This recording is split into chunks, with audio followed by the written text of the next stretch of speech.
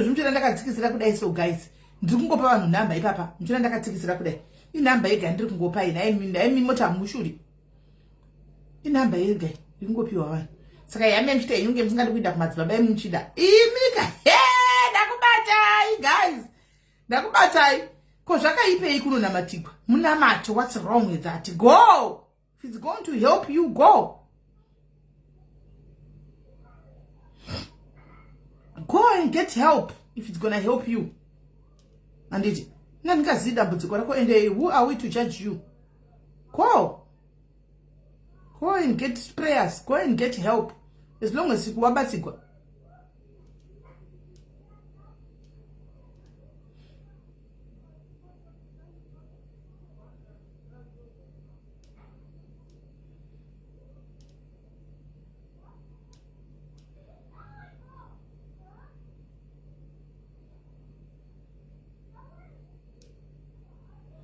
Niasingandi morosi nasauya kuseri kuti ndokumbirawo namba sisimeli makadi henyu simi ndokumbirawo namba ne asingasitauri neni chaiko chaiko ari kudzida namba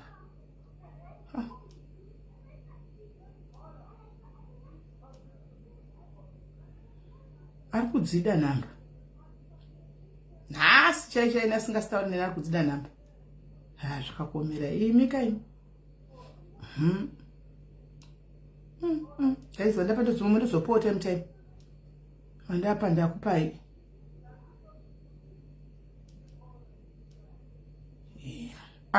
Guys, makawandisa. Haiwa kana. Right?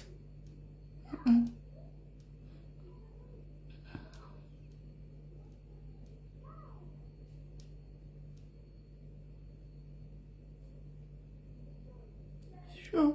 Man. Itai guys nchidedza vamwe guys chipifana upaiva vanhamba.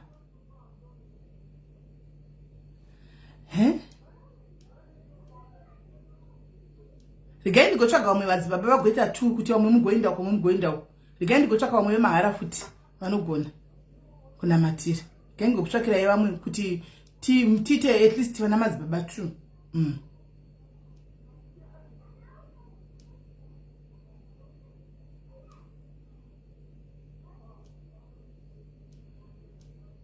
Antika moita 2 then modi mo split umwe vakadai uko umwe vakananga uko muchinda guys mawandisa ndichakwanisa kupedza imesi ndizokupai vamwe ndapedza anditika aiwa kana aiwa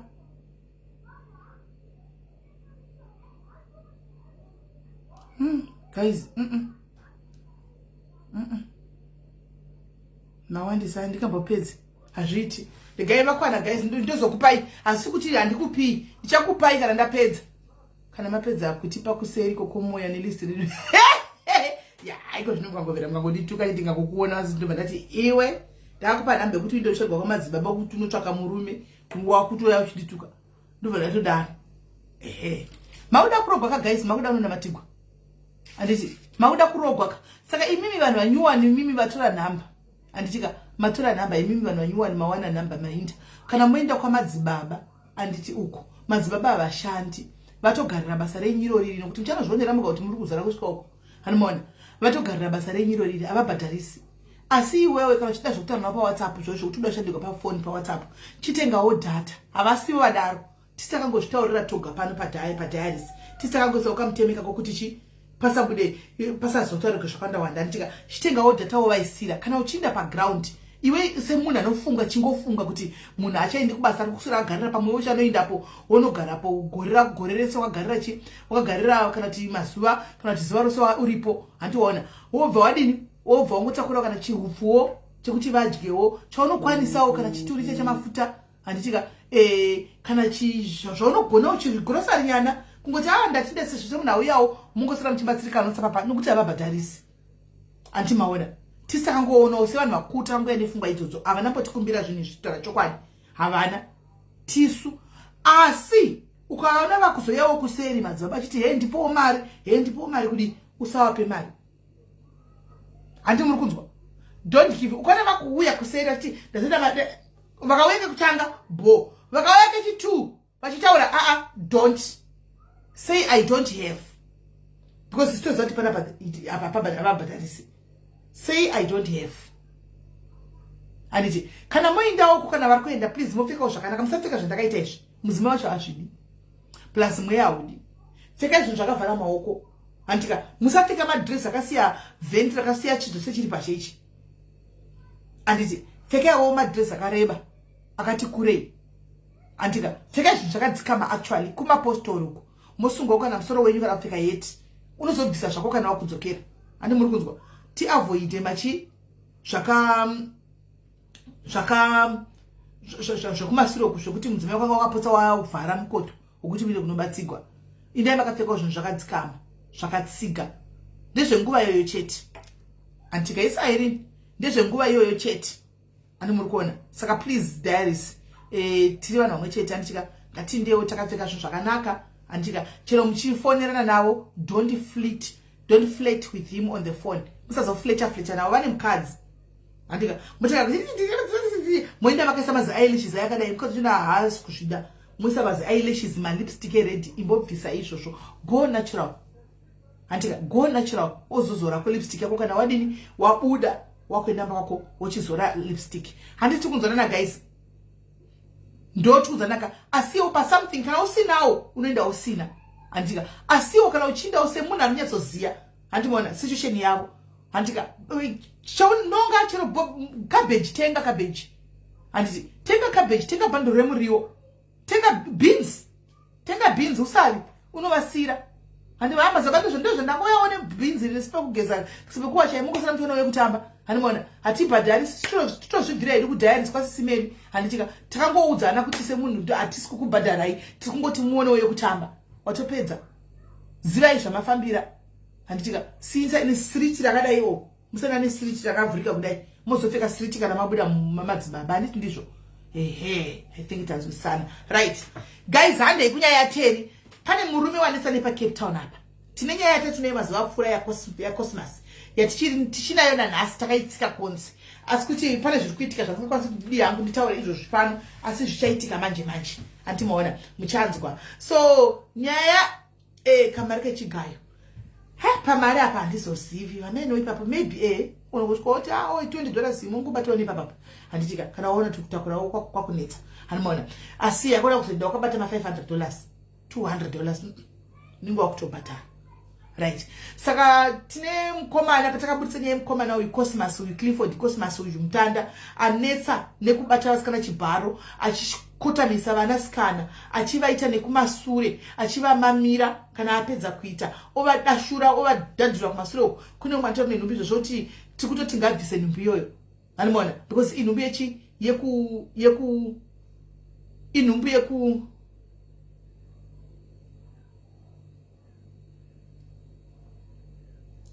inhumbi yekurepiwa hazvina kunyatsa kumira zvakanaka handitika ende akabva atokanganiswa akabva atomuinfecta mufunge mwana uyu nechirwere zvino izvinhu zviri kurwadza mufunge zvinorwadza right but zvisinei pakabva pabudikira mumwe paCape Town saka I'm trying to understand guys how these guys operate because kune ari kundiudza kuti kune akandiudza kuti akabirwa pana andiudza kuti akabirwa phone anditi abirwa phone but anyway rega yavataure vega andimona asi akanobudira Cape Town abirwa kumpumalanga so modus operandi yavo ndonyatsa kunzwisa kuti vari kumboyatsa operate sei vanhu ava style yavo imwe chete here kana kuti yakasata nekumashure anovarova kusim 2 antika orova kusim 1 orova kusim 2 antiona apedza ovamamira kana kuvarova kana chichava kurohwa guys amuzivini anzi akaita video ichitoganza kosi uyu rini iri mividhiyo kurohwa guys dekuchinza sikana vanovhuma ndikutadzeka vanorohwa mungana kurohwa chomunhu watsitsinina hatisi kutaura kurohwa kurohwa kuti kudika kurohwa kuzvimba kudai vanorohwa zvokurohwa zvezviya vanorohwa vasikana nemunhu uyu akaita afterlife yanezuro here Julie because afterlife yanezuro I don't think so I don't think yakusora zuro I don't think so akaita rini setisina kuiona bozanga iti live achiganza because akasoniwa live achiganza after pa live yanesiro pane zvakaitika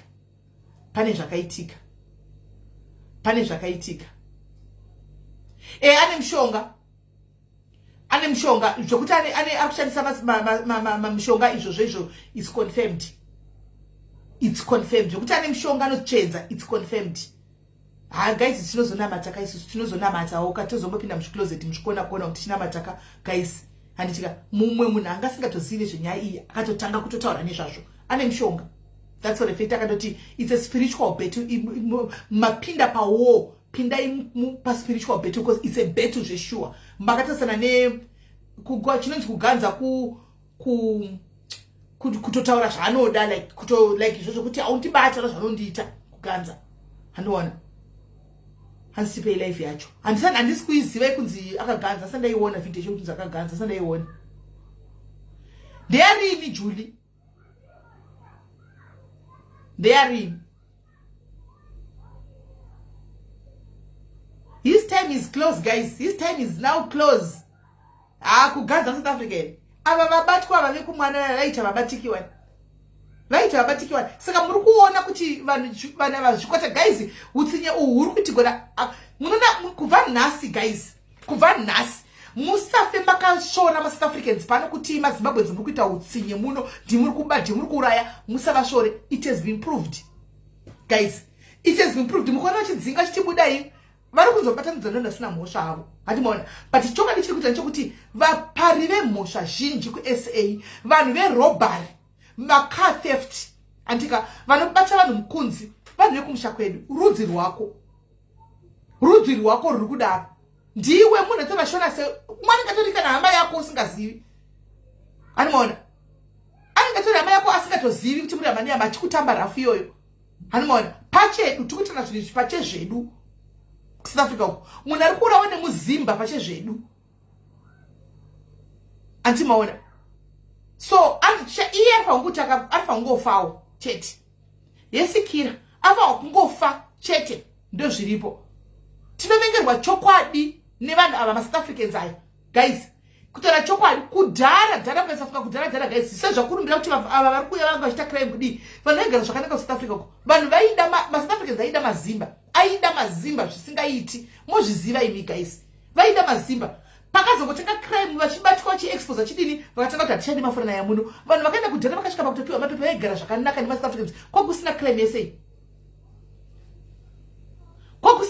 yese yanga isiko zvachose kwakusina crime yese yangozokura generation yamanje yasumuka yapinda South Africa vakasvaka joina nekuti havadi kushanda havadi kuenda kunovaka havadi kuenda kumarobots kunotsvaga basa havadi kuno cleaner yard dzevarungu handimazviona. What's wrong kuno cleaner yard yemurungu guys? Ndapedza cleaner yard yemurungu ndopiwa zvangu 250 yangu ndoinda chakaipa chi simba mukaka rinosinira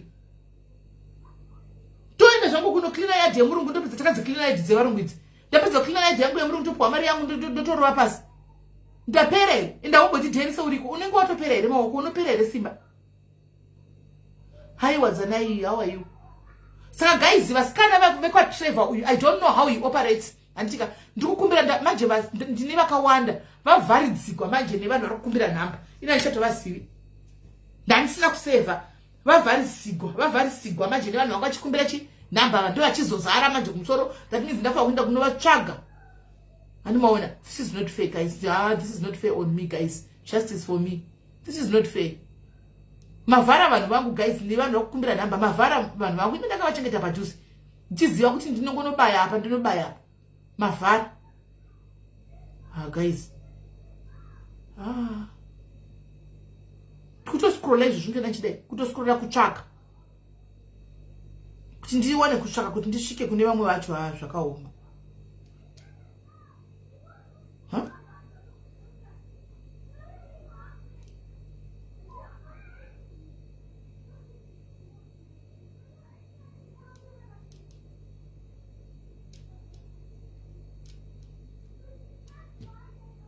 zvakaoma hayavhagwa keni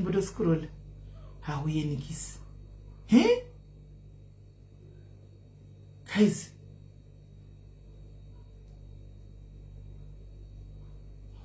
Kenitangene aba.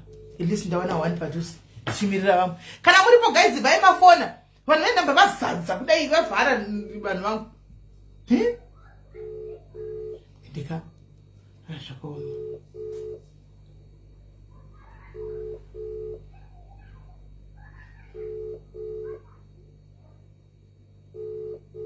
Guys, ndokumbira kuti mufoneka guys.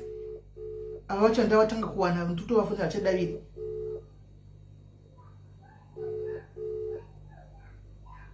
Oh, shondo zvapinda vose ndakavagona here. Vanenge vakasiyana mimi. Ndotozvikangamwa zvekupinda machati izvozvo. Chitozvifunga ndimbosiya vatimbotsvaga vamwe.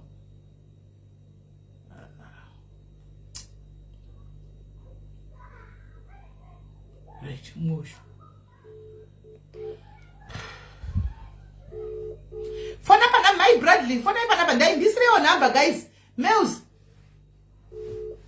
Nyora number. I see problem, right? I know about zero. Hi, baby girl. Hello, how are you? I'm good, how are you? I'm very well, my dear girl. Yeah, Chapanya ya Trevor. I know that you are one of the victims. You are one of the victims. Tell us what really happened. Makasangana sechi chakaitika.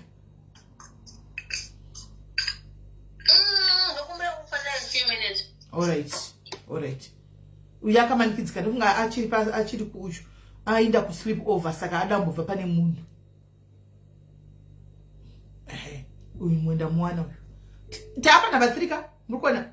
Tapa number 3. Wekutanga anodara fono chi2 adaira fono chi3 uchu. Ma victim emunhu wana. Hi baby girl. Hello, Mudise. Did right zviri sei?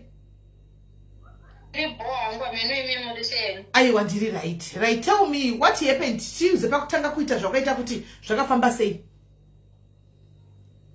Sangana nemunhu anoziteru. Okay, but ndinongotaura like first because apa ndiri pashift ndapinda pashift now usually. All right.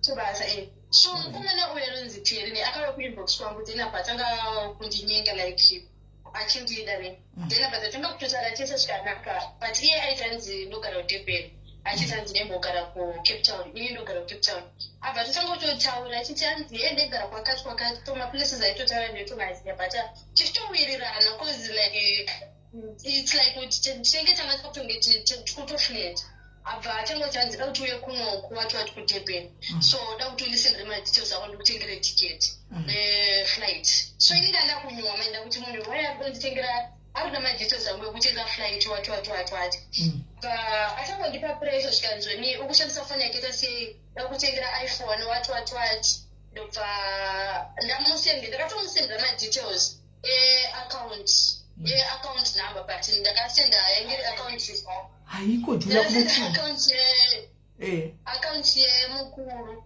isiriyo yandinoshandisa because inoshandisa African Bank afana musendera account yemukuru kuti asende mari yachona because ndakamuti azviite kuti undipe avayo ndakati azviite kuti zvoni unditengere tiketi wewe ndisendere mari ndite se nditenge kuno ndobva achondisira mari but mari iyi yachona aina kupinda mufoni mari yachona akasenda mari then apasenda pa WhatsApp pana message yekuti ndakusendera mari ndakati zvoni kwawai mari yachona isiri kupinda pai mufoni mangu because atinoenda mutambeni wai isiri kupinda pai mufoni akutangoti network chichichichi ufunga kuti ndingakuvhare here chichi so maybe it was up to something panyaya yemari iyoyo kana handizivi kuti aichaya kuita sei but mari iyoyo yange yakawanda shamwari yangu yakatonditi hakuna munhu anombokusendera mari yakawanda scam ndezvekunyeba hanzi it's a scam ndezvekunyeba hakuna mari yakadaro ndobva ndazosvika kumba because akasenda mari ndatosvika kumba bvazatanga kumutretena ndakumuti zvoni iwewe ndakakupa account number ndakakupa if account iyoyo yakaita anything ndiwe because iwewe ndiwe ndakapa account iyoyo so if account iyoyo yakaita anything ndiwe hakuna mumwe then ndaenda kuma Facebook friends ake kune mutual friends angu inini pandamaendera kuma-inbox ndasanga kuvabvunza vanga vari vechikomana ndakuvati ndiri muri boy here handasingatombovaziva but vangori mamutual friends muri boy here can you tell me more about it here munomuziva here wati because ndaona imutual friends chi yangu nemi yakairi mari how much was it yangira mawanda like kuma 50,000 ndatomuzvanya hakuna mukuka mupinde 50,000 kawani nditomudaro kozi inini panguva ichinoenda ndakatovharika ichofungo chatitedha mari network ndokutonetsa shama yangu ndo yakabva nditi mukuru haitombopinde mari yakawanda iyoyo same time hanzi mukuru inongopinda 25,000 pamwedzi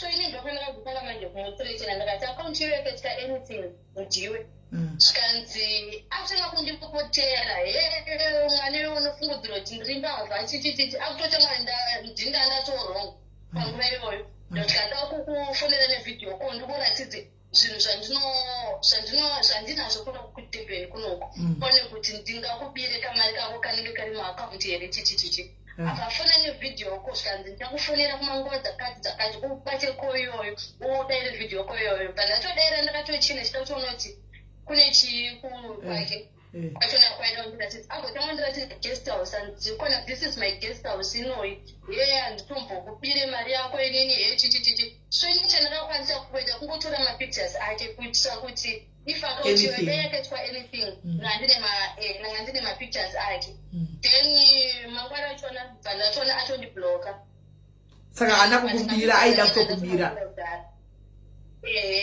bvandatona atondibloka but mapictures ake ndandatomatora kudhara ndozvakaitika saka iwe wakaita lakiwa hauna kubirwa wakaita laki utende Mwari. Next time be very careful mwanangu neone pasocial media vanditi be very careful don't share my personal details kune vanhu vamusingazivi alright iripo right tikuda vanhu vakabirwa Julie uyo wawasenda asiriye is not the one asiriye uyo wawasenda asiriye vamwe vaende vabate epiko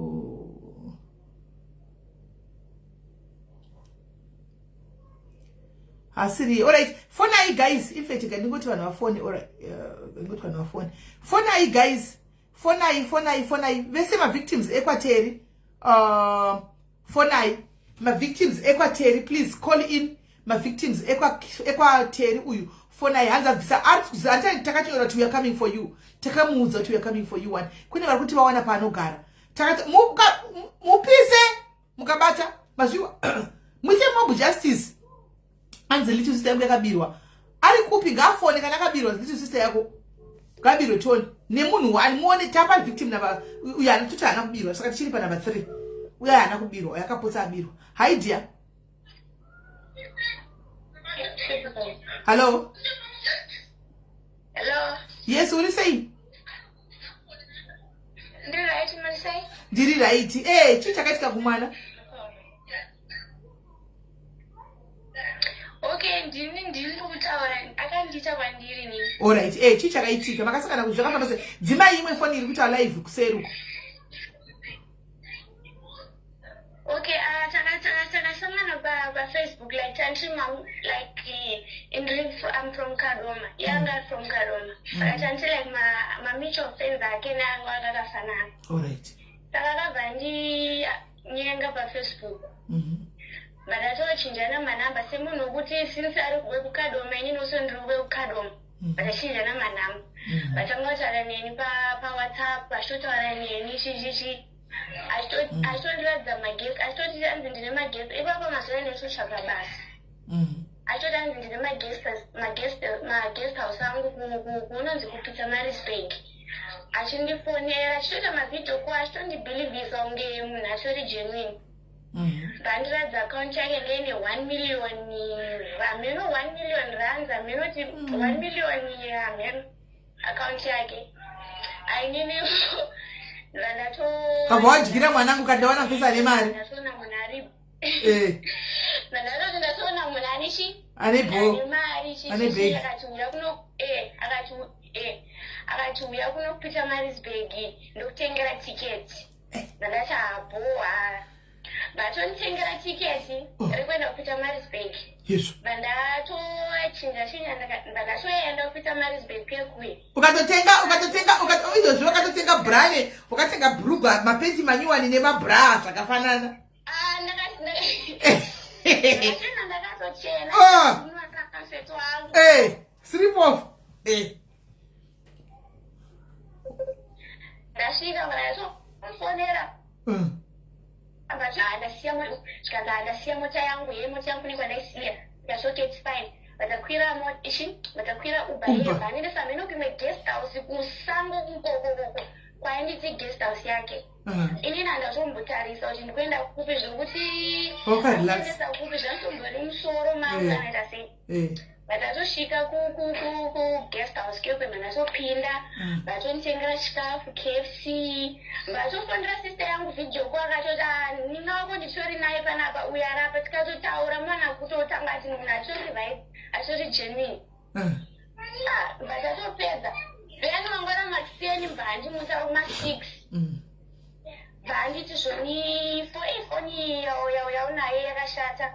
Saka mira mwanangu, mira usiku hwese, mira mwanangu usiku hwose zvaka zviri fire, mamuto right maitotaura nyaya maitoseka zvaitofire. Hauna chokususpecta. Sorry, vaita zvitotaura nena shoti iwa uchadzokere kwaunogara. Utogara nenda utoda chokuita mukadzi wangu iwewe. Uchatoshanda panapa paguest house panapa. Asi utoshanda ndo guest house yangu. Chichi unati ndinokuratidzere anzi vanhu vangu vanondishandira. Ndikati no it's fine nozviradza mumwana makiseni. Usiku wese akatofondera sister yangu akatotaura nayo kutoita ngati munhu chaiye. Chikafu katowigirwa chikafu chikatouya nevane chikatouya nenhikiri chikatouya nestafu yepaloji chikafu. Ikatouya neUber ndikatotengerwa KFC ndakanzi ukunwe ndikati ndikumwa bhuto food.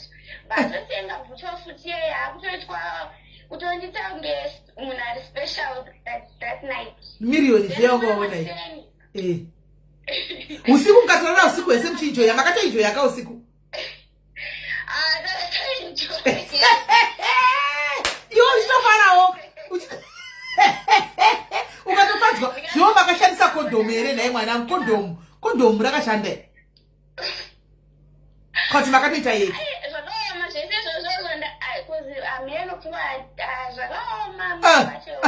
saka makazongoitei baba? Hapana kutangoya makondomu makangotozoita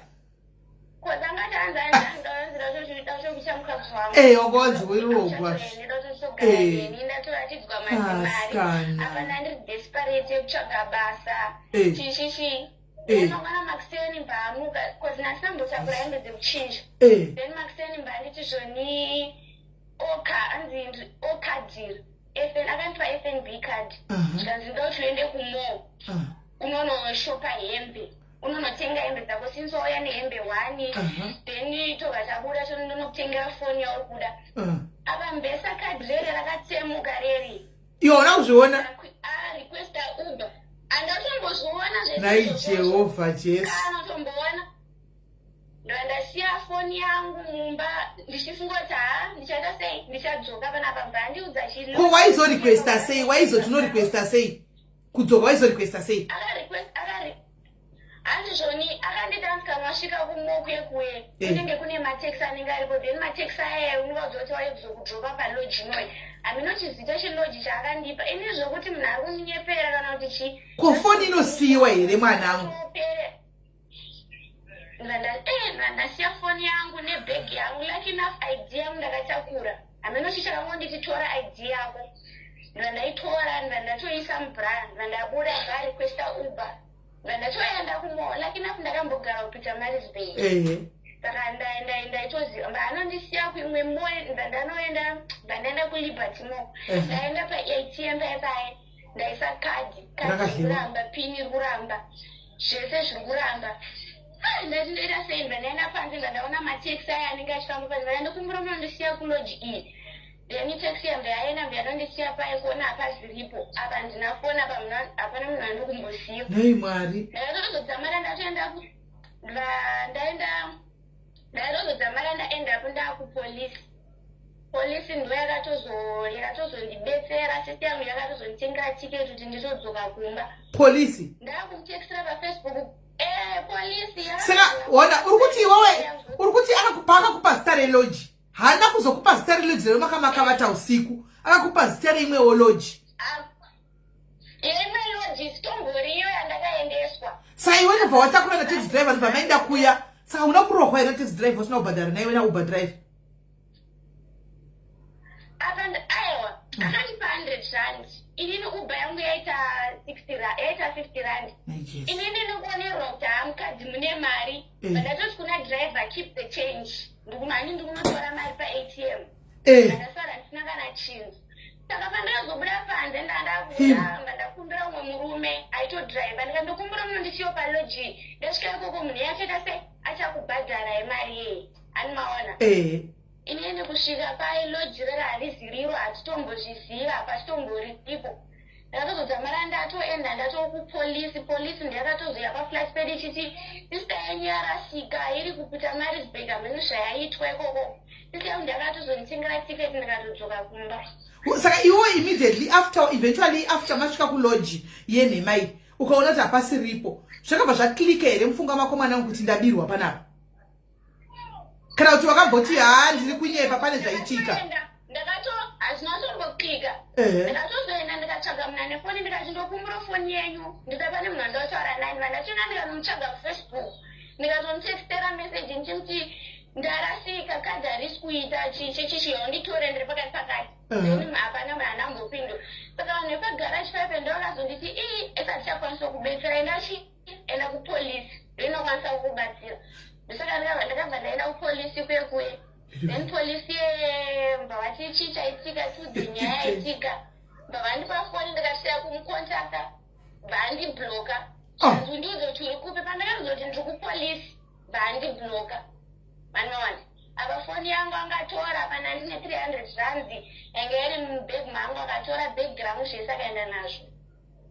Ndopasa pakaenda polisi pakakubloka after wamuti ndipolisi ndopakatanga kuona ndabirwa manje.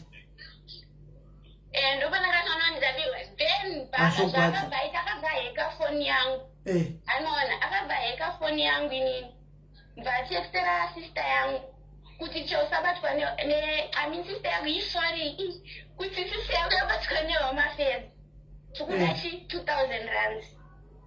Sister yangu nekutya kuti mimi wangu wabatwa neHome Affairs. Kwakutumira 2000. Maiwi. Achiskema sister yangu nefoni yangu. Let's say inini foni yangu andandasiya foni yangu ka. Meno heka WhatsApp yangu inini. Then kwakutumira message kune sister yangu kungenini ndiri kutaura. Kungenini ndiri kutaura papa. Achizvita iwewe pafoni yako. Pafoni yako. NeHome Affairs. Vari kuda 2000 rand. Sister yangu kwakutotumira 2000 rand yeye kune munhu yewe. Asi mwanangu soka. And I like your honesty. One thing for sure, ngati mupei sando dzake mwana. And anogona kunarita nyaya. And the honesty, chaya so yani honesty yake chaiyo. Apa zvorwadza kuti wavata usiku so chifara uchifunga kuti ndiri mu third cloud. Then mangwana boom mutse munhu wakatwana. Dreams shattered. Exactly. Then imbandaitwa izvi yo. Wosaka nebora ngoma. Apa yokakwira tekzo kwa bus kubva Cape Town. Namusoro Cape Town.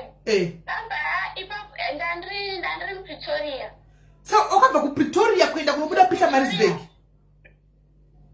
Kuenda kuPeter Marisburg because ndakatonditengera ticket racho.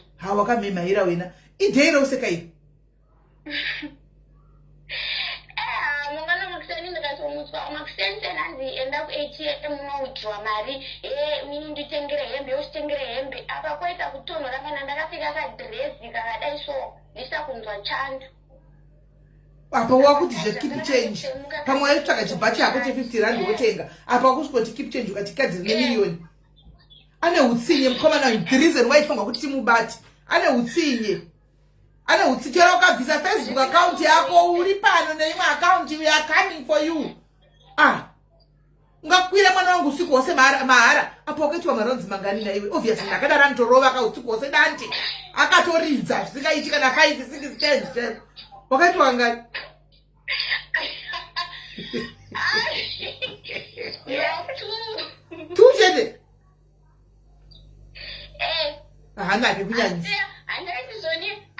Zoni yanzi ndichadzwa ndingaita ndichadzoka tozoenda tese here kumba kwake kudebheni kwaanogara unoona kumba kwangu enda kuda kutokuita mukadzi wangu uchatodzokerewo ndamutokudewewo zviri nanokuti wakati wako unozati maborangu makafana newe mazimbabwe unotovatira ndazoti anoda kutiza kana nganoda kubira anotovatira usiku wose unavati kwasi wose kukidnapwa nekurepwa ndakilaki nafana mboita izvozvo zvipandiri bcauseowirirana zvakanaka-naka akazongonditamba rafu yekuti akazonditorera foni yangu bhabira sista yangu mari kundipisikema mari iyoyo ndo anoda kuurayiwa kangobatwa chete uyo asi kutomboda kuitigwa tsitsi guys munozviziva ngekuti ari kutsvagoenda ari kunzi akuzikamwa paakugara ari kunzi akuzikamwa paave iko zvino izvi saka upenyu hwake hwa tiktok guys mbavha dei muchimbodzidza muchimbonyatsodzidza so kuti hazvimubudiriri zvachose mungaita 5 years muchibudirira but one day gava rodambura musungo ende kadambuka musungo unoona zvazviri right now uyu Cosimo Clifford neuyu Teru uyu vakabatwa guys vaichendakira kuti vabatwa nemapurisa because vakabatwa necommunity ndokuudzai kudai so ndokuudzai guys kudai munozongodzwa kuti kune history vanhu vai vakafa because zvaizvozvi community yakatsamwa zvaizvozvi vakabatwa necommunity ndotokuudzai hakuna nopukunyuka pari kutorwa munhu achifa pari kutorwa munhu mapicha andinawo kuseri kweemarogwe rwaitwa vasikana mazvimbira zvausatsiga izi vaitsemukotsemuka fensi kuzvimba kudai vachirohwa anomaona saka asi munhu akuti ukabatana nemombosora ndichitwa yei kudii kupolisi anosvika ari dead already akatambwa rafu ndozvaari kungoda because anosvikonzi 20 years ari mujere South Africa umo achiona TV achitoona ari pane social media pa ngangofa zvivharani chete ngangofa zvivharani community ndiyo iri kutotsvaga vanhu kune zvekutodaro kune zvemapurisa community zvaizvozvi community iri pabasa guys even if tiri paground tiri pabasa titori nevanhu vari paground vari kuita basa because anofanwa kungofa titi for that kusenge vasikana vakugroup ko guys mukaverenga nyaya dzavo munobuda musodzi mukaverenga nyaya dzavo munobuda musodzi zvaaita zvavanoita vanhu ava munobuda musodzi vachikana mapicha vakarohwa kudai kana chiti kurohwa kwete kurohwa chaiko guys nemunhu okubira okurepa okurova okusina chirwere okuita kushure ndiudzai okushure kwako kunokozani ndekwechina hakusati kwamboitwa izvozvo onokudhavasa kushure uko guys munhu akadaro mutanzania orarama munhu akadaro aiwa hararami asi mwanangu wabvako wakamboenda here kuno uyu kuclinic kuti unotesta because munhu akadai ari dangerous and right okay that's okay thank you zvako mwanangu very much let's keep in touch katika any information please bring it here but anyway I think wawapadhuze zvake thank you mwanangu thank you very much God bless you ende mwana wangu yuka ende zvakaoma naimi utsinye wacho so right vamwe uyai tione vekwateri tione uyai tinzwe tine tozongoita ini vafanisi kuti vaseke but zvinorwadza tozongoitawo zvimajokes tovapoti vachisekawo because tingakuramba chingoti vave sedhi here hazvibudi zvinozobetsera it's not good for their health saka totongoita nditiudza zvinosekesa kuti vapoti vachisekawo handimoona chete zvinosekesa vapoti vachisekawo kangarinamo senge vakugroup guys vanotori broken guys vekwacosmas vatori broken zvokutodaro guys vana vanoti vakadzi vanotori broken mufunge handimoona unenge wagara une brokenness yako yekumba kwenyu kwaunobva uya uwedzekwa nerimwe zimunhu all in the name of love kwanzi kutiktok wakazara tiktok togoveko totoitira kuno tiktok hatiko handimoona right handei tione guys kana varipo vamwe vekwaterawo fonai tinzwe namba yakapinwa iyi fonai ane utsinye usingaiti maigani ane maigani muri mupenyu nei muri mupenyu mama kaindepi ndimi here maigani andoziva kana kuti ava mumwe munhu uyu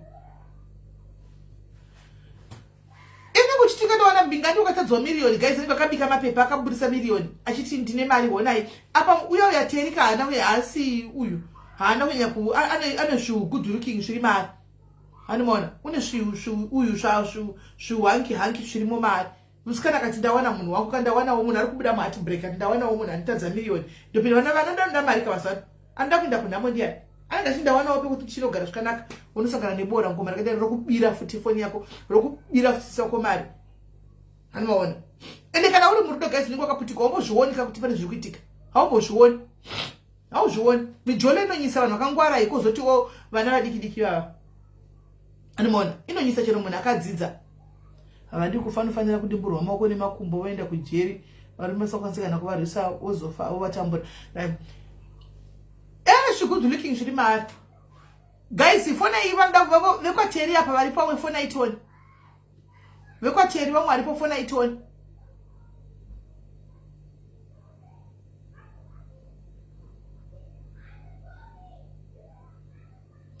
okay anzi ndakasangana naTeri on Facebook through the girl anonzi Roneo Manyura. Who is Roneo Manyura? Roneo came to my inbox asi ndiye musikana ainzi anoorganizira vasikana. Roneo came to me ndiani musikana yaenda kuexpose tipei picha yaRoneo Lushu came to my inbox achiti nditsvakire basa anzi nditsvakire basa kuna Teri kwandiri. Roneo came to my inbox achiti nditsvakire basa kuna Teri kwandiri hasi kupindura ma messages. Okay nditsvagire basa kuna Teri kwandiri hasi kupindura ma messages. Zvadaro ndakataura na Teri wacho achizviti ndi manager with this hotel. I forgot the name. Teri akati Roneo ngauye na 8 tisangane ndimupe basa.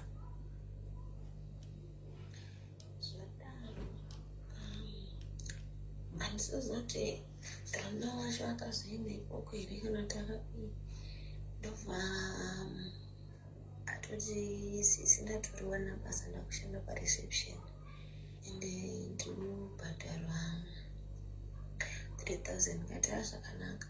Ndikatanga kutaura naTeri yauya akafona achinditi ndoda kuti uye Cape Town asi ndine business meeting yangu yandiri kuita kuDurban so ngatisangane kuDurban ndoba atenga tiketi ndikatisangana kuDurban ndiri kuDurban akaenda kuDurban Teri uyu akabva taigara paBayside kudhuze nekuSequoia ndokwataenda kuti unobhuka paBayside hotel. munhu akutanga kuti ndoda kurara neana6 ndokandati anonangondese akuda zvekumashure zvikanzoona kuti hazvikwanisi zveposition yakandipona vanhu ende for sure akataura namaparents avo kuti ainge mazorara muna December chichi sa ini ndeva nemari yandandinayo yaite 7000 zvikanzi kadhi rangu rikuramba so can you please use your cash then ndozokutsvake send akaita kesend yemari yefake I think it was 10,000 but mari yanga isingatoreki aba ndandomuti ndoda kunodhepozita mari yerendi kwandotase kwandinogara which was 1.1 zvikanzi ndipe mari yecash then ndinodhepozitira landlord wako mari ukatoita fake transaction aida fake transaction unofana akolandlord wangu anoita vasikona mari vanikuchichukutika zvikanzi vachaiona zvavo mari tagara paipai yanga radhiri kuti tiite checkout pahotel ndobvangu ndichienda mutenga mvura kusvika first message asinyasonzwika guys ndakasiya foni yangu imari ichidzoka ndakabva ndaona musisina kana chinhu foni yangu mari zvese zvaenda zvazvazvotora naiteri then ndobva ndafamba samwano kwandaigara kuti ndasiwa pakati ndinotengera tiketi ndikatengera tiketi ndobva ndatodzoka kuno ndiri muroad ndobva ndisira meseji zvikanzi ya wazviona kauri mukadzi asingateereri uri kuendepi dzoka kwandiri kunyongo izvezvizve ndatodzoka kuti ndauya kuzokutora ndandangoenda samwano tanga handikwanisi kudzoka kwauri ndobva ndatati rega nditaure nemusikana yanonzi ndikataura no bosi wako aida sei vandidhamba zvikanzi ndakudhamba ikoko kana mudzi zvikanzi ndakakuudza kuti munhu wacho inononzenzi taurira naye mutaurirane kuti zvinhu zvenyu zvekufambire munhu ane mari unozovhurira mabhizinesi mukavhurira shopu mukaitwasangeta nenge achakwanisa kudzoka ndichidzoka kwandandiri kunobva kutanga ndisendera mameseji ndokuvira kuregerero pane zvandakaita ndomhosva ndakazviitirei asi kana muchida kuti ndikupe mari yangu yandakatora pamadzoka pekwa ndikati ndichakwanisa kudzoka kwauri kuziurisa tamu ndobva nyora message tanzi aindimanikidza achida anal sex ndikaramba plus aitove nepassport yemusikana anonzi Roneo Manyora iye yemusikana uyu. Roneo wacho the other day akundisira message achiti ndabira Terry Mayusa saka nditumirei mari yekuti nditize ndiuye kwamuri. I send ye 1.5 but newewo waimusenda 1.5 uchiziva saka ndakuti wavepi akuti ndazofunga kuenda kuDurban ndikati wochindipa mari yangu yawatora zvikanzi tumirai 300 ndine voucher randinaro after matumira I will send the voucher number ndikati I don't need the voucher number I need my money. Hanzi akasongonyarara. Ndiye Roneo wacho inga Roneo tinaye one picture kuzvari vasikana vakatosvika kochiko. Are you sure kuti ndiye Roneo wacho imo ndiye here mumuziye ndiye here Roneo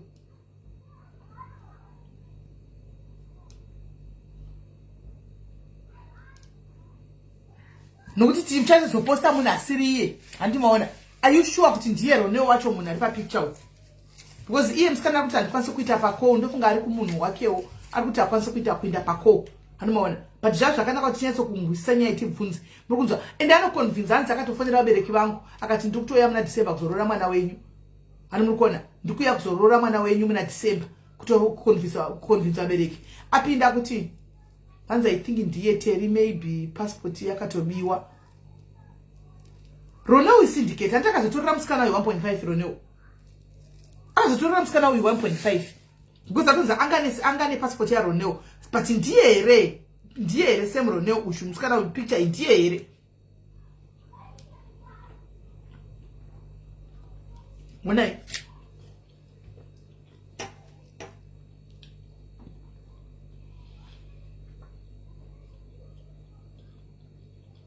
ndiye here.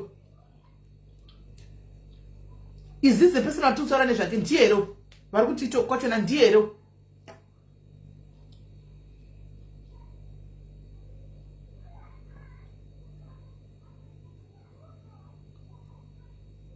Rini Loretta fonai Loretta John fonai ndiye here you guys. Is this the person? Ndiye here chai kana kuti ingori picture ndiye here. Ndiye here because kana ari here it's very wrong. Ndiye here guys. Chimoko chenyama chako chaiko hanzi maybe she's a victim. Kana ari victim akatora wani mari uyu musikana uyu. Akatora wani mari musikana uyu. Hanzi I saw the passport ndiye. Okay.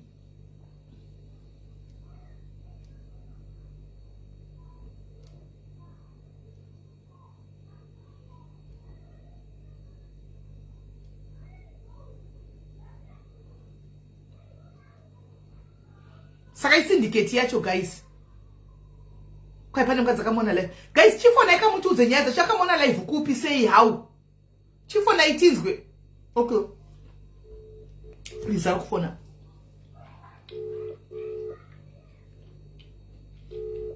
Ende mwana uyu mudikiro ne wacho na ende zvikuitwa nevanaka. Hello dear. Hello. Did you have current issue about that? Okay. Yeah, so now the guy is calling me back because I'm thinking he saw that the story is all over and it happened but Nasi Afon Anna Paida and she wasn't looking happy because I know my cousin. So it's like Tati and the Anna Paida not the guy. Paida the ndiani? new number. Where is Paida's phone? Paida ndiani? Mira dia. Paida ndeupi so? Current issue ya Terry akazoita kuti paite live ya Terry. This girl akaenda Cape Town from Joburg. Handisuye tichitanga kuirondedzera. Tichitotanga kuirondedzera. Tinyazo kuibata. Tatiri kumabasa. Taitoita chidzi. Handina kuiverenga mwanangu ndandiri kubasa mwanangu handina kuiverenga idotanga nenyaya. Titowa. Oh, this cousin of mine, he met this guy 3 weeks ago. I told him that, no, I met this guy, so, he's got them money. I'm telling Maloji. whatever, Maloji, Cape Town, so. And I told him, no, the guy have to come here, not with you, we end all the way. So he said, no, I didn't change a ticket and stuff, and whatever. I still claim, I mean, no, Skama, I told her, I told her, and how they meet, I met her through someone, this Ronel girl. She said, this guy, Terry, I told her, can you give me the Facebook account? I got a Facebook account. Then after, on Tuesday, this holiday, no, Paida called me on Sunday. Then Sunday, I got phone and I said, that's because all along that, no, the guy have to come here to Joburg. Since he's got them money, let us say you can meet in Lodge, yes, or you can meet in friend, or even in KFC. Not like you were all the way to Cape Town. Nowadays, people are getting the things are happening. I told her, okay, it's fine, my sister, it's fine. Just say, Achawia. What's no was yours? No, you. Syndicate. No, not for now. This girl. Cousin Yako. So from say cousin Yang from Sunday, then she called me. Can you please go Cape Town in Asoro Mangwana? Because Cape Town, if you told me you're gonna watch, then he said, if you told me, if I told you you're gonna say no, don't go. So then when it's okay, can you please come tomorrow? Then I said, what about my son? You know I have a son. Then the guy answered in the background, hi, my sister, you can come, both of you, no problem. So now I didn't want to look suspicious. It was Sunday. No, Saturday, it was Sunday. Monday, she never called me. Tuesday, let me check on this girl. And there's a phone number. Number I can't beat her through. Number of their card was Terry Aripo, I did my course. No part of a papina message, but I antipa $1 million. So that's wow, $1 million US yeah. But that's which means zero my bag no, it's just one brick. I got all the charts, I'm sure I sent it to you. So no, it's just a brick of money. Then I got suspicious. That was around 1. So I look for me right now, Pansoro, then we do shopping here and stuff.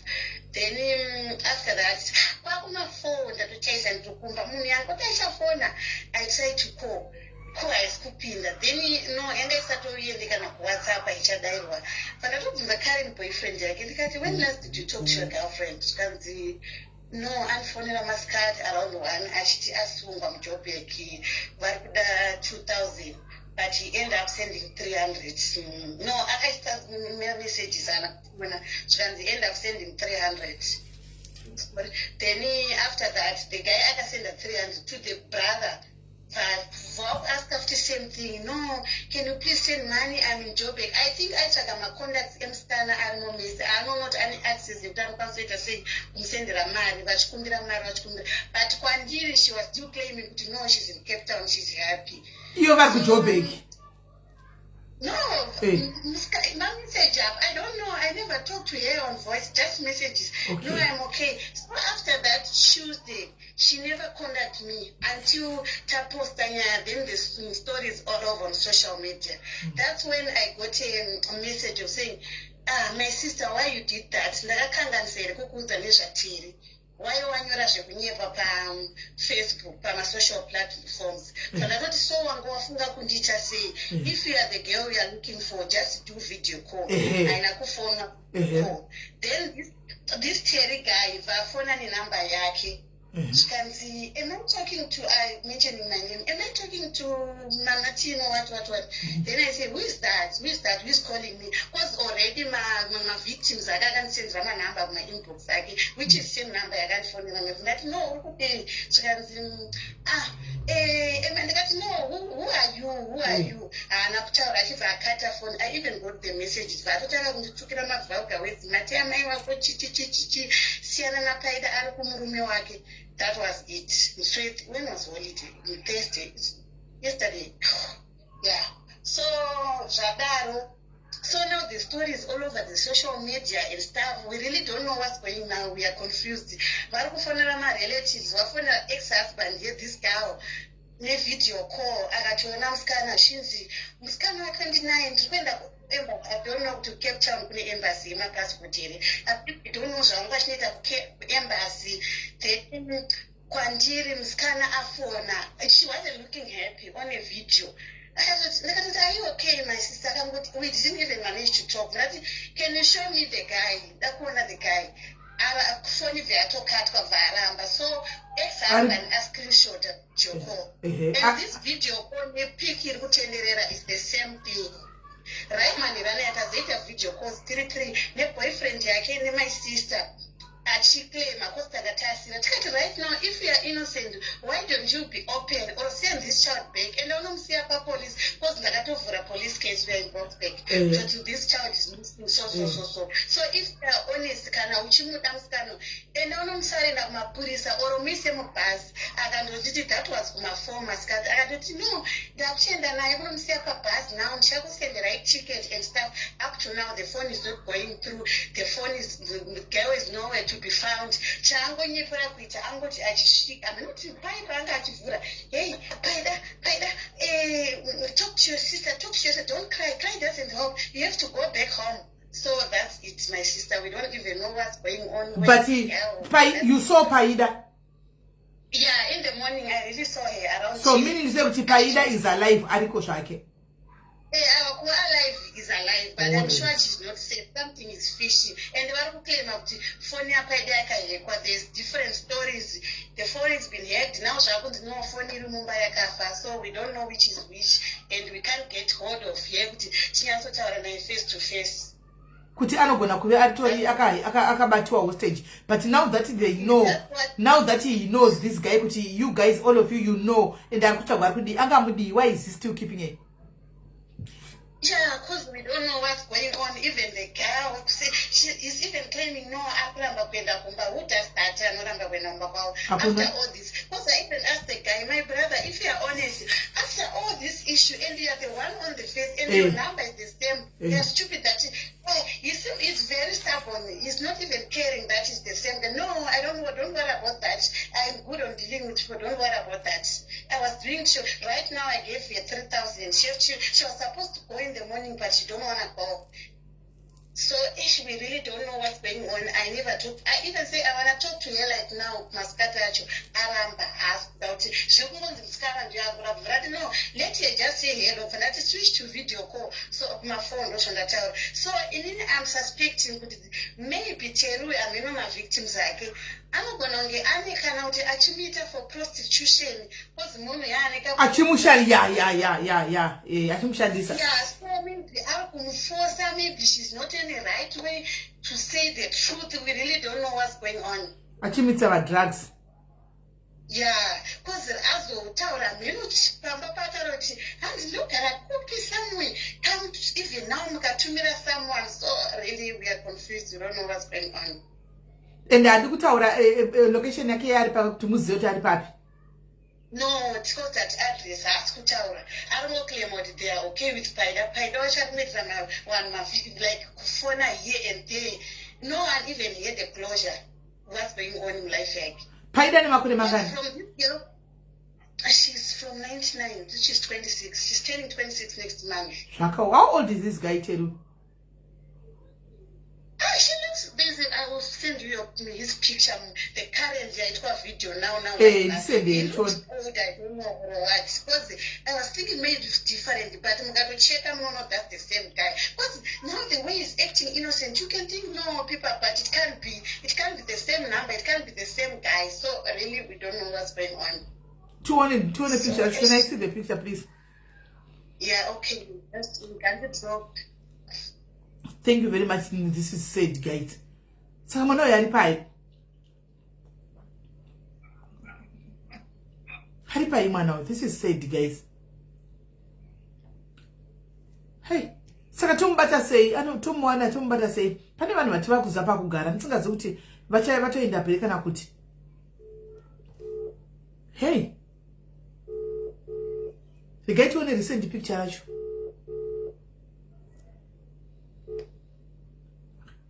But guys, zvakaoma. Saka mwana wekuti akangova akabatwa chi vasikana. Asi makuziva kuti kune munhu anonzi Terry, makumuziva ka. I think kungoramba chingopostwa for awareness kuti vanhu vanyasoziva guys kuti Terry uya kuita sei vanhu. I think it helps. Tuone picture itumirwe.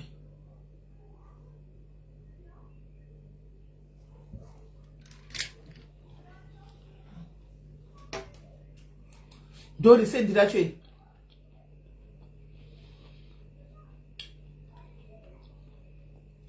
Dori sendi racho iri.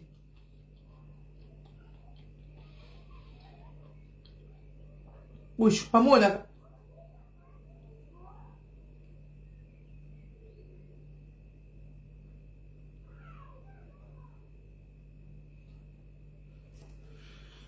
Ha! Tira sera nakada itando anada kupiswa. Even the Teroche is not that old though. And they had a screenshot in a super video call.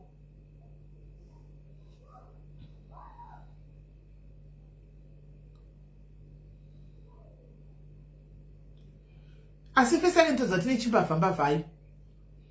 A second to the got in a chimba for Pavans in D. A second to the got in a chimba from Bavas. Shaka Oma. Right, you can very poor my victims. I tell you for night one.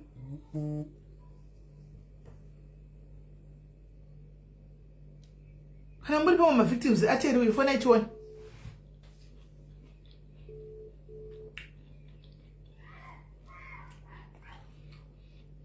For night one kana vari pomwe vari kwatera vafona ina imi zvakaoma hazvo. But va 2000 mune zvivindi aenda kupaisa ndo dzenyu. Kunobuda uku kwamusingazivi uku. Kuti ngwatiyeti kunobuda uku. Hey. Let's clear things. Kunobuda uku viliwe. Ha zvakaoma hazvo. Fona vari pera mwana kufona fona iyi.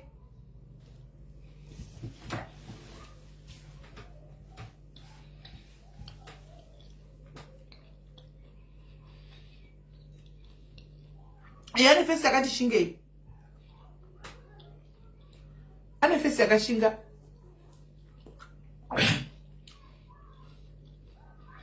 Vari mwana mwada kufona guys ninya ateri ma victims ateri fona itoni.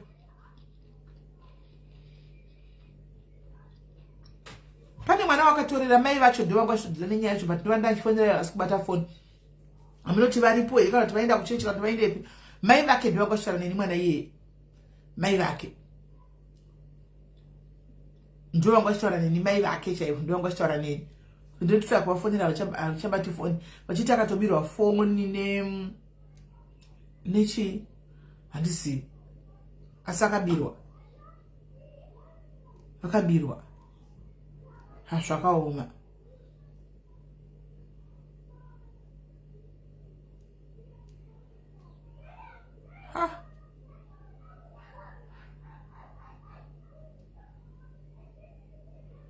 Zvakaoma vasikana. Sure. Right, for now guys, vari kwere vamwe. Kana kuti vamwe vakambotambwa zvakadii kutambwa vasikana vane vamwewo vanhu vasiri vanatera asiri Terry uyu. Fona iyi muripo here.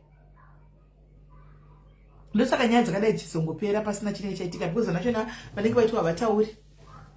Avatauri vanenge vakutoti vane vakuti zvakatoitika ndikoko. Fona itinzwe kana varipo vamwe kana vamwe vakambotambwa iyo iyi yakambotambwa iyi yakamboputsa yati yakata senge yakatambwa. Right, you get phone rush.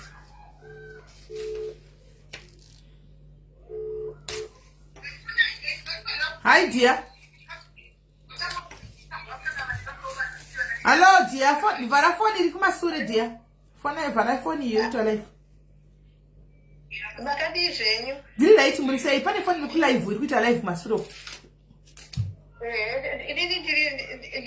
Ndiri ambuya waRoneo. Ari kuburitswa futi naTerry akabirwa akanzi kune basa tiri kuno Cape Town akanzi kune basa akatorerwa phone yake akatorerwa passport akanzi izvo enda unotenga drink akambotanga amutenderedza achimuti ndipane basa kuguest house. Iye Roneo uyu. Roneo nditori naye pano muzukuru wangu. Chiti ndipe taure naye. Passport naTerry yeye. Chiri paitauri naRoneo matoita basa bosi atiri kuzomutenderedza zvakasimba after this. Makadizve. Hai Roneo uri right here. Ndiri right, muri sei? Ndiri bhoko chii chiri kuitika iwe uri kunzi ndiwe uri kuorganiza girls kadzi kuenda kune munhu dzinobirwa. Aiwa zvisiri izvo, hazvitombori izvo, ndakatobirwawo zvinhu zvangu, ndakabirwa passport, foni, zvisine mari, andinyepera teriye kuti ndiri kuemploya vanhu, ndiri kupa vanhu mabasa pareception, saka yatisangane mutown ndozvakandita na7 patatosangana mutown kupi kwacho panonzi paShoprite Cape Town kuDurban. Durban. Aiwa Cape Town. Alright. Apa toti yatisangane na7 makuseni neshamwari yangu boza ngabiro shamwari yangu mafoni animanzwisisa. Saka patangashandisa macontact emufoni meshamwari yangu achitaura nevanhu saka abaona kuti nini ndanditotsvaga basa kune shamwari yangu ndopa akatora advantage andimuona achishandisa foni yeshamwari yangu achita kunge ndiye shamwari yangu handimuona yabva azondipa namba dzake achiti nditaura nabhosi akataura nabhosi ndobhosi handiti ndatanga wasenda mari anzi patotoripo basa but vanoda kuti nditokubatira bhosi vanhu vakawanda kuda basa kana zvitoda ndibatira ndikubatire basa ka ndipe 700 izvozvo zvemainfomu ndobva ndatokubatira basa handimuona ndobva ndatosenda 700 iyoyo usiku ihwohwo handiti then usiku ihwo batoti achiuyawo usiku ihwohwo utobva watanga night shift ndikati ndakatozorambidzwa nagogo wangu zvanzi hai hazviiti kuti ubva watanga usiku basa kuti zvinoita were izvozvo handimukona ndikati ndozokona chii muswe ingeri muswe mande handiti na7 saka mande na7 yasvika munhu teri yesi ndasvika ndangomira paShoprite pepe mafoni bva atidzii ese zvisine shamwari yangu ndamboshamisa kuti maybe akatondivhara rega ndiende kumba ndikati maybe nini ndikaluza patience maybe ndotoluza basa bo ndanditori desperate for basa zvokudaro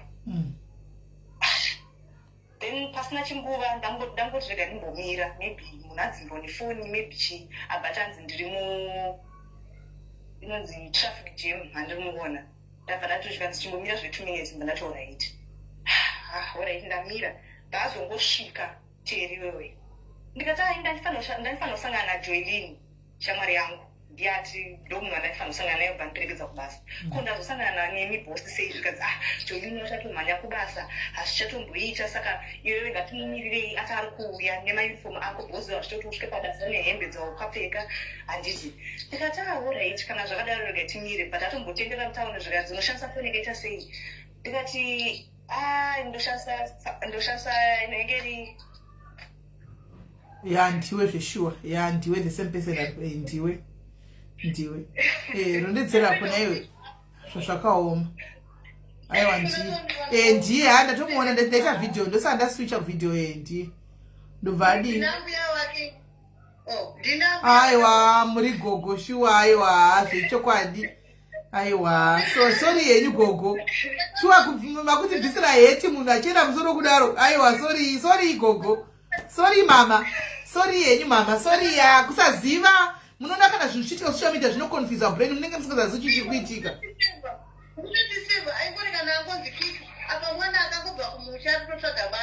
shame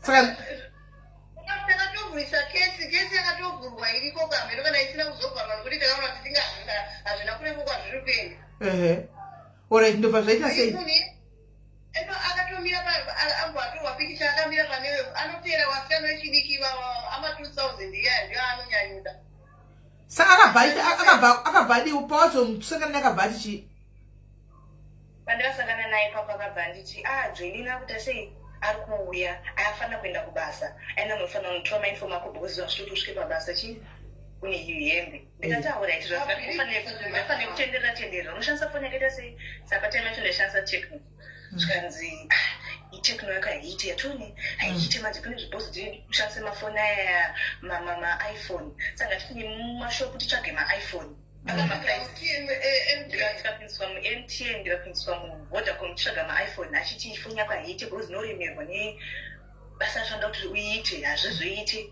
saka tichage handiti ndikati alright pasina chinguva vazoti alright ngatimbene ndogara pasi timbenonawo zvima-CVs ako tione kuti zvinhu izvo zvakaita sendikati ainichi CV yangu zvese zviri mufoni handina kuprintisa CV zvikanzi it's okay hapana problem yatigare chimucoffee shop pane pashoprite panext pacha pane inenge coffee shop so imo munogara vanhu vakagara imomo zvikanzi alright chini pafoni yacho ndoma tinine CV obandadza pane CV handii ndobva toaratidza paipa kuti CV iyi zvikanzi alright ndatogara unonzani ndipe passport yako chichichi ndatovapa passport pasina chinguva munhu akazonditi inononditengero chii inonotengero dringi muShoprite handiti ndikati alright hapana chakashata ndikati maybe munhu ada kutongonoti ndiri jekda mberi pakuita semabasa chichichi ndikatomhanya pepe pandikadzoka munhu hapana pasisini yangu zvese passport goni hey ndandiri mutauni ipapo zvekuti ndakatopererwawo shamwari yangu Joeline rudupa kuzonditi ayewa runewo handisirini ndakatobirwawo akushandisa chi foni macontacts angu saka shamwari yako yakabirwawo macontacts emushamwari yako ndobva ndomaitora imimi ndobva achiuyawo kwauri saka akushandisawo yozi foni nawo kusika mamwe vanhu futi no it makes sense anivachidza mapassword zvinhu zvese atanga kushandisa zvinhu izvo zviye kukuruka vamwe vanhu zvekuti achitora vanhu vari macontacts achikuruka vanhu achishandisa izvo zvinhu takadai so kune vamwe vakutokurukwa kuti achishandisa rimwe zita kuti akashandisa raronero akaona zvatoziva tanga rimwe vanhu waadhonza vanhu ivavo kona ironewo pane issue yekuti you spoke nemwe musikana anditika waitaura naye uyu uchiti wamuona Terry ubva watora maviyusa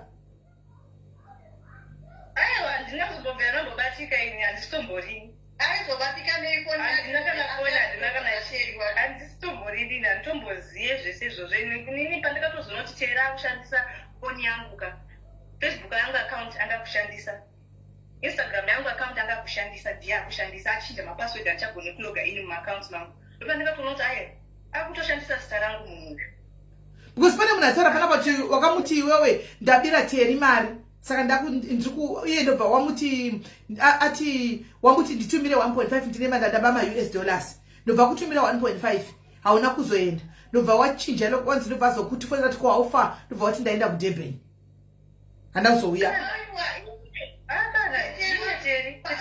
pane ningi inotumwa pafoni kana yekuti inochinja voice ichitaura ngemukadzi ichitaura kuti umuti hatine video call haagume ndizvo zvakaitwa izvo ndichavhura kunoku South Africa haana kuchenjera haana kuzana wakaenda rini kuSA ironewo haagone kuisanganisa wakapinda rini muSA ndane 2 years now okay so did you report pawakabirwa did you report did you report your case mune case number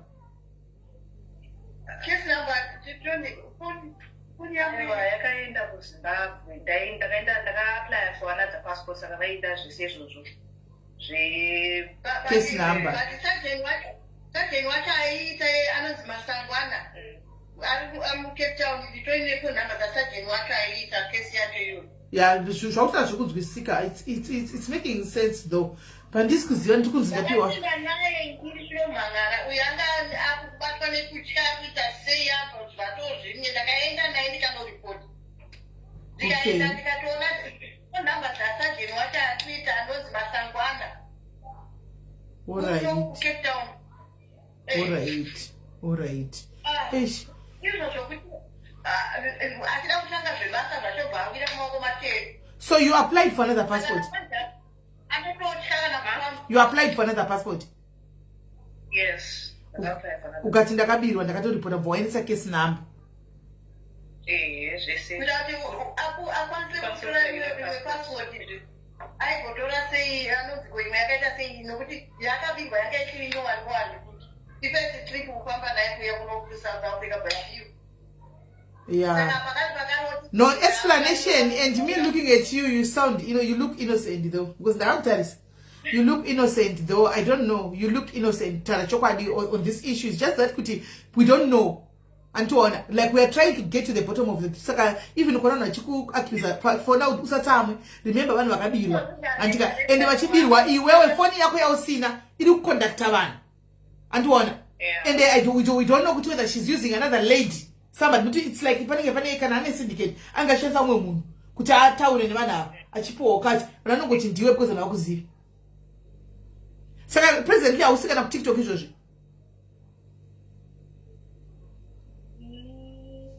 Not stereka, see active stereka TikTok.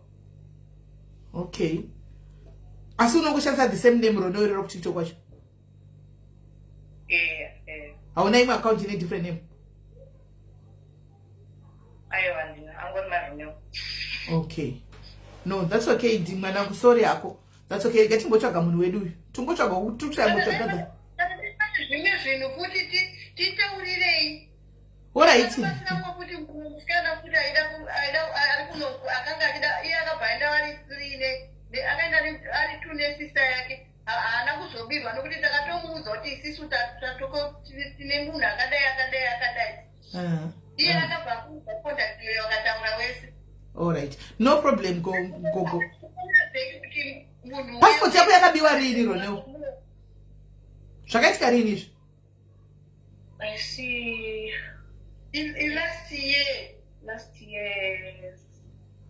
In last year munaniko.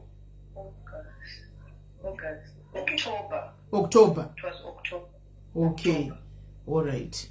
Okay. Alright. Alright, Gogo. Ili bore geti. Ndichataisa mai mapepa acho takaendesa kumusha takaenda kuconsulate kuno kwakutora maforms chichishwa kuzvibatanidza zvinhu zvacho zvese zvaenda kumusha kuti kunosubmitwa passport. Yeah, no, it's true. It's true. Yacho ndinazo phone number dzake anzi Masangwana. Alright. Mozo ndipa ndogozotaura naye futi. Tinzoti yacho yasvika papi?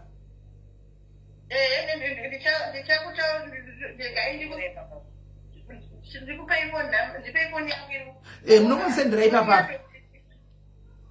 Ndinokupa phone number dzaSergeant Masangwana neaddress yedu yatakaisa isisu kwatatigara. Alright, Gogo. Alright. No. Okay, no, that's okay, Gogo. That's okay. Alright, so no, it's okay. Rikatimboona kuti zvirikufamba sei. Thank you very much for your time. Okay. Alright, sure. She looks innocent though, guys. Right, before ndafonera ava, miraitoni pari kunzi pane voice note rauya.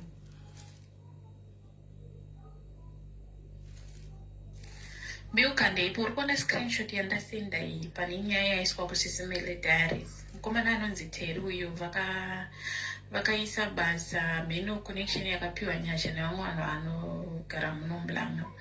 So ndobva Nyasha aningirikina aenda kwakanzi asangana kubanonzi anosangana pamateksi anoenda kuSeaPoint kune basa chichi. Abva ipapo abva anzi yatisangane kuGreen Point KFC. Ava Green Point KFC ndobva kwazohanzo kwakabuda mumwe here mukomana anga akapfeka t-shirt yekanzi guest house amene akangana zita racho. Ipapo mukomana iye ndiye wakanga apiwa nani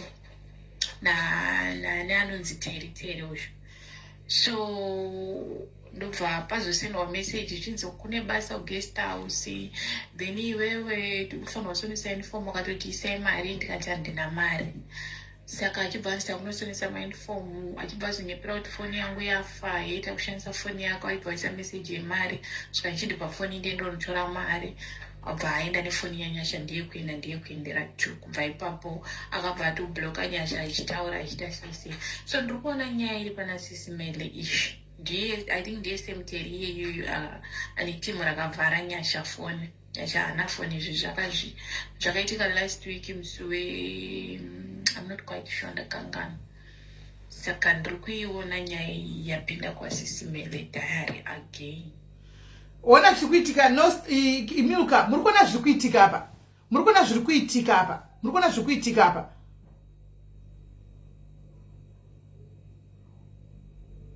Aiwa guys inzwai. Handisi kumureverera but ndikati munzwise zvinoitika hapa. We are dealing nevakomana terai munzwe. Manzwa mwana wokutanga tanga uya woku Cape Town, wokuinda ku Durban, wokunoiswa ku Lodge Siriyo. Mamuzo zvataura kuti aitaugwa naye pafoni yake. Murume tera kaeka foni yemwana uyu. Achitora ma contacts mufoni yemwana uyu. Achitaura nevanhu vaya achizvita kunge mwana uyu. Handi mazvinzwa. Muri pabata ipapo. I don't think it's mwana uyu. No. She is even inini feeling yangu yaramba. Mwana uyu haana chanoziva, she's innocent apa. Teri uyu. Right. Mira ndikupe very nikikiri easy na. Taitaura ye series rinonzi You kusura nesura nditi. Vakaona series ndibatsire rinonzi Ruria re serial killer kura. Anoita sei? Anga chat here. Achichata nefoni yake. Nema contacts ari mufoni ye girlfriend yake. Achichata nevanhu akatora foni ye girlfriend. Ndotora foni yako ini ndandika ndoiisa hapo. Ndoheka foni yako ndichishandisa yangu. Andika kwandiri kutaura navava inotobuda nenhamba dzako but iri foni yangu. Anoheka mafoni evanhu guys. So paanotaura newe andika inobuda senge uyu Roneo ndiye kutaura newe but iri foni yake. Foni ya Roneo inenge yakadzima iriko. Inenge yakadzima because akangoitengesa pakuflasha zviri mukati. Saka inenge iripo. Anamona anenge the victims, ashandisa victims phone. Anoheka the victims phone. Oshandisa foni yake nema contacts inobuda nenhamba ya Roneo yevasikana. Handi muri kuzvinzwisisa. Muri panzisa here guys. Vanozviita zvinhu zvakadaro munozviziva. Vatonditumira manhamba neaddress yavaigara nenhamba dzemupurisa gogo.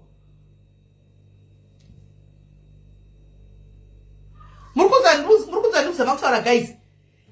Eni uyu andika ndotora foni ya Eni nini. Andi ndovhura foni ya Eni ndoheka foni ya Eni. Pafoni yangu inini ndinenge ndishitaura nema contacts aEni shamwari yaEni ndidili uyu. Ndishitaura na dili inotobudisa pafoni yangu asi ndinenge chibudisa nhamba yaEni. Handi moziva mutaktiki oyo. Uri mutaktiki oyo ndo game riri kurohwa naTeri. Mwana uyu she's innocent hapo pa game resei. She's innocent. Joe would kill you. Joe I communicate na Peach. Joe I communicate na Peach pa phone yake. Achitofunga na kucommunicate nemsikana ya Anzani uyu wakazouraya uyu akazomuvharira muchiklazi uyu. Peach achitocommunicate pa phone yake ari ye Joe. Girlfriend yakavharigwa iri mukastody phone yakatogo. Mapanzwisisa nditi. Asiri iye. Ndichafonera mupurisa but it's now late. Ndichafonera musikana. No guys, no. This child is innocent. Ndakatomtarisa she is not capable of playing. Ende gogo munhu mukura nebvudzi rewaiti rachena haisi tape yekuti ingatoda manonsense akadaro. Never. Ndazviramba izvozvo. Gogo havangambodinonzi munhu ane vatiitedza muchoro wakachena kuti ngwe. Ndigogo ndigogo guys. Hanimona ebeki ndo game riri kurohwa naTeri ushu. Haana mhosva mwana uyu. I clear inini hangu ndakazvimirira I clear. Roneo ari kushandisirwa mafoni because why would Roneo go and apply another passport? Kana ashanda nani kiri passport yake iriko. Because sikana yatuta ndakaiona passport ya Roneo. Ataura kuti ndakaiona passport ya Roneo ku Durban uko. Uyu mwana yari Cape Town. Akati ndakaiona ku Lodge uko. Passport yo itoshandiswa ende akasiya passport yo maune ya Roneo ipapo kuti uyu musikana uyu mwana wangu uyu tota wangu yo kuinda kanetwa usiku uyu. Kuti aone agofamba nesizvo zvaaita kuti ndakaona passport yakanzi Roneo Manyura ndo zvaaitoitira. Izvozvo. And I know that Roneo achapinda paCrossfire because bachiza kushetsa ndiye munhu atashandisa kwa details ake chaicho. Ndamuchenesa ina ndakazvimiririra. Aiwa ndamuchenesa. Asiri. Ini ndakazvimirira ndaiwa. Ndamuchenesa. Tikudila anzi okay she's under my eye but let me seek account ye young brother. Chaga Matthew. Chaga, I give you, prove me wrong, Matthew. Ndokupa £500. Prove me wrong, ndokupa £500. Prove andikuvii kuti mwana musikana uyu ari linked to Terry asi Terry ngaabata chokwadi chabuda Terry akabatwa chokwadi chabuda ndoenda naro pamateksi epa C point anoswera abatwa nemadhiringi ndokupa andifungi kuti vakavhura kesi vane case number mai vake vemwana uyu vari mucomment section imo mai vemwana vangu vari mucomment section vachitaura kuti case number ndinayo ndokupai mai vemwana vati ndinayo ndavaona comment yavo mucomment section imo mundiri pano vati case number ndinayo mirai ndokutaura sada message here mirai pana ruda kuzofonegwa vatosenda zita rake ripa passport vakati anonzi Roneo Tryphon Manyura zita rake ripa passport yemwana mirai hapana nikikirere mirai munzwi mirai vanesendi vari kufona ndokufonerai mai havana kufonera I know I believe I na right pane ava kuchakabigwa mirai tione sequence ekubirwa vakufona you might find kuti vanhu vese chero chinzidenzi musikana uyu guys oramba chingoshandisa Roneo Manyura chingobira vanhu imi mwana ivamona age yake here musikana uyu she's even less than 25 vari kushandisa mafoni evanhu moti tikubigwa ndosaka muchizoona mirai ndosaka muchiona baba ananyati vakabuda chichivedwe mukaona munhu ari kukumbira mari kuseri nefoni number yangu handisirini azvireve kuti vakabirwa line remufoni guys havana kubigwa line remufoni namba dzanyati idzodzo ndidzo dzakayekwa hanimaona saka namba dzanyati dzamunoziva imimi dzinouya kuna Julu uyu dzichikumbira ningikiri mari dzakatonyora kuti nyati dziri namba dzanyati but nyati anenge ane foni yake ini ndigere panapa ndine foni yangu neline racho ndinaro kunoko but iwewe nyara yokureceiva phone number yangu ini chikuti ndinisisimeri chawanda pinda pamanitumirawo mari ndo mahekero anoitwa mafoni iwayo ndine rimwe heka randoziva ngoti kuti ndiri dedze pano munizenge makurinesa kuinbox makuda kuti tipe manamba iye anoziva zvokuheka afane kudidi but ini nangu mahekike ndaizomuheka kuti ndipindemo mufoni yekuchi yokufadza kuti chiona ndakamboheka foni guys ndakutara vasikirese ndakabve ndakazomboheka foni yavo saka zvayaita manje every message yavainyora yaiuyaonekwa ndiri hanimona communication yese yaiuyaonekwa ndiri ndakanga ndahekekwa conversation vakangofona yaitoringa nekwanzi ndatoteerera vaconversation ndiri kumba pafoni yangu ipapapa heka racho riripo ipapa hanimona riripo ndi munhu wangu heka iroro ini ndo zvana ndakangoita hangu guys izvo ndandakazviitira kumudheni kwangu kunoku mungozivawo mazuva aya guys mazuva aya ndakanga ndakapinda ini ndasina kuheka ini ndega ndandakatoheka ndikaisa nepabhuru wangu nchiti unondibatsira uno pane ndisipo paunohwa kuti kudi taitotaura manosi chitoziva kuti matera conversation akati here handika kune foni yambopinda nguva dzakati kudai ndozvitasa inenge ita miziko kwandiri kana ndiri bhisi asi kwana anenge achinonga guys ndo zvinhu zvakangoitika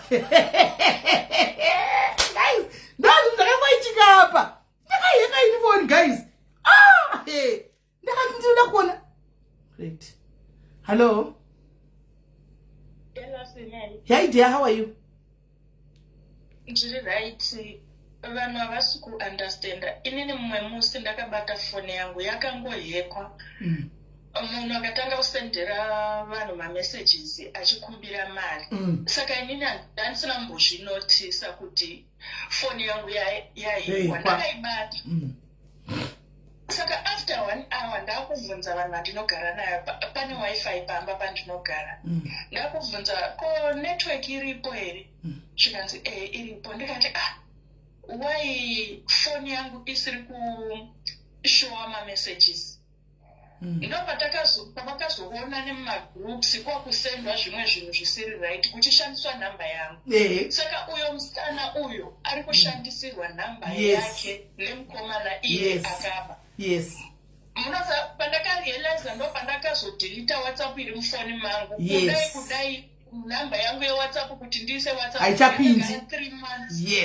3 months isina kana kumboenda pawhatsapp so ngava muunderstande mwana uyo ari kutaura chokwadi ndatozota confession ndatozorova panapa ndakambohekavo asi yangu mahekero wanga akasiyana asi chandotozvibhilivha kuti zviriko nokuti zvavaitoita chifunga kuti ndiri sefuka ndaitohwa zvese kunoku ndaitonyora pasi zviri important ndakazoti ndovabvunza ndipo vakazozviziva handika vakazoenda vakanochinja laini vakana simswa vaunoti ndingobvunzwa nyaya everyday nyaya dzisandenditanga kusikiri dzingobvunziwa vakazonda simswa Guys. Maita basa si. Alright, alright. Ndozviri kuitika. Thank you. Ndozviri kuitika guys. Miraitise ma victims aya. Miraitise. Tise ma victims. Ha! Ende zvakaona. No yari kutamba munhu uyu guys teri uyu. Inonzi stolen identity ndizvozvo. Aina ungasingatorere ndaingoteerera. Ndaitoteerera kuti what is going on. Guys, kana muchihure chikangotaka kuti unokuita yose guys, mozvizivawo guys, unoita yose kana munhu ahura uchida kunyatsa kuona kuti chiri kuitika. Hi dear. Hello, makadi sisimeni. Ndiri right muri sei? Ndakatombozama inini kuuya kwamuri ndichida kuti ti-expose mukomana uyu. Inini mwana wangu handisiri ndakakabirwa, but mwana wangu akabirwa phone, akabirwa passport. Akatouzwawo kunzi zveshamwari zvotanga changobva upedza chikoro akanzi Cape Town pane munhu andiri kuziva ane guest house iri kudiwa munhu. Iwe guest house. Mwana wangu achibva afona achibva anzi pinda mutown. Apinda mutown, then apinda mutown akanosangana nemukomana uye patomufonera achiti ndasvika. Asvika akanzi wauya nemapepa ako here, passport anga asiya kumba. Saka akatonzi izvoni saka unozoya mangwana.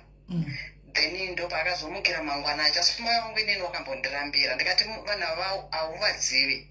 Achibva amuka makuseni kwaitonaya achibva apinda mutown, paasvika paona mukomana uya paati ndadzoka nepassport. Iye teriye paati ndadzoka nepassport. Achibva anzi ndipechi tipe mari yemainform. Apa anzi 300 yemainform. Anzi 300 yemainform. Zvikanzi chiti papassport yako tinoita sei, akasiyiwa akamira parodi. Zvikanzi ndipo ndinofotokopa zvinhu. Achibva atorerwa zvinhu bvaenda, ndokuenda kwaakaita. Saka isusu takazoita kutsvaga manje kuti iwewo kuti uende mutauni wakazinga waenda sei, tida kukwanisa kuti timubate. Then ndopakabuda zita rekuti Ronel. Saka izvo zvaari kuita kuti anoshandisa macontacts. Akaenda pafacebook yaRonel, vatanga kuchata nemafriends aRonel, then ndopakabata friend yaRonel, ndopakabva atanga kukontinya conversation yavaita naRonel, achita akatoti handiteri nemufesa anoziva kurudiwa munhu, ndokuzowana kwakaita mwana wangu inini achizosangana naye.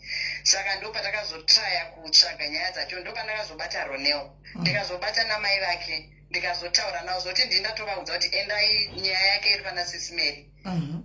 Mai vake mwana wangu passport yakatorova. Mwana wangu passport yake yakatorova. Ndikazama kuzomubata mukomana naye ukatotaura naye anokufonera, akatozoti ndaenda kuDurban kana muchida ndipe mari ndiise passport yemwana wenyu pabhazi. Ndakazotongona hangu ndatoneta nazvo kuti unoti hapasisina, asi takatonovhura kesi itoriko yatakatovhura kuCape Town uko, asi takavhura tichiti ndiRonel. Hediwe muchiti ndiRonel nokusaziva nekuti maishandisirwa matoziwayo.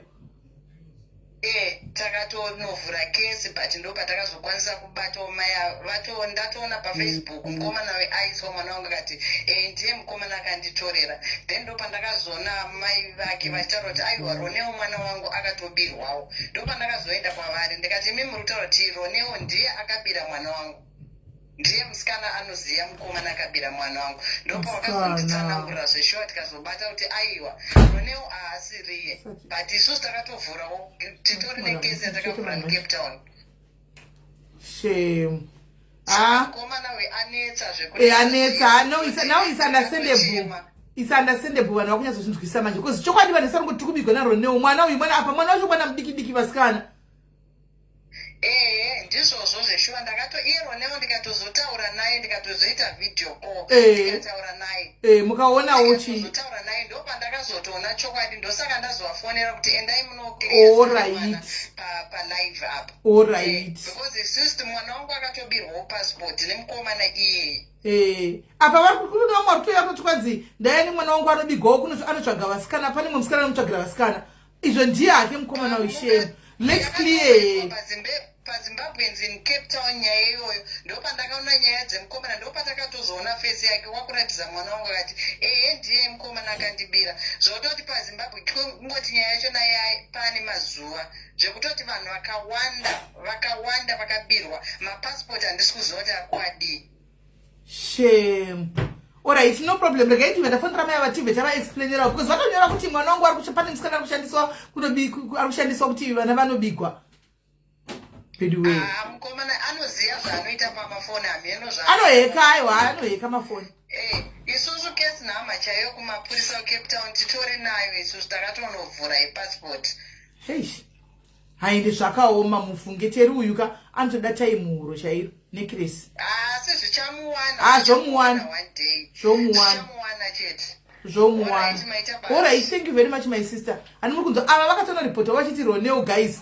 Handimaona izvo Roneo hana chari kuziva asikana. Iyo message ishi ya Roneo iyi ndimai vake apa. Ndimai vake vapin apa. Ndivo mai vake apa. Ndivo mai vake apa. Unoti celebrity sina chaunoziva mai mwana ukataurawa nevanhu murodhi sina kana chaunoziva mufunge. Haasi safe mwana uyu. Anouraisa mwana wevanhu mufunge asina kana chaanoziva mufunge.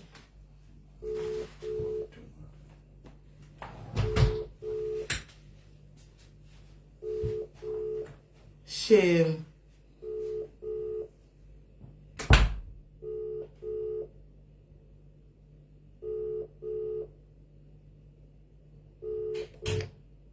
Vabva kundinikira vachindifone one.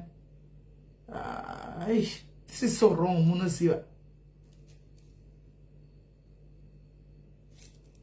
Yeah, this is so wrong. Yeah, this is so wrong. Mai ndotore kwafonera vachabati.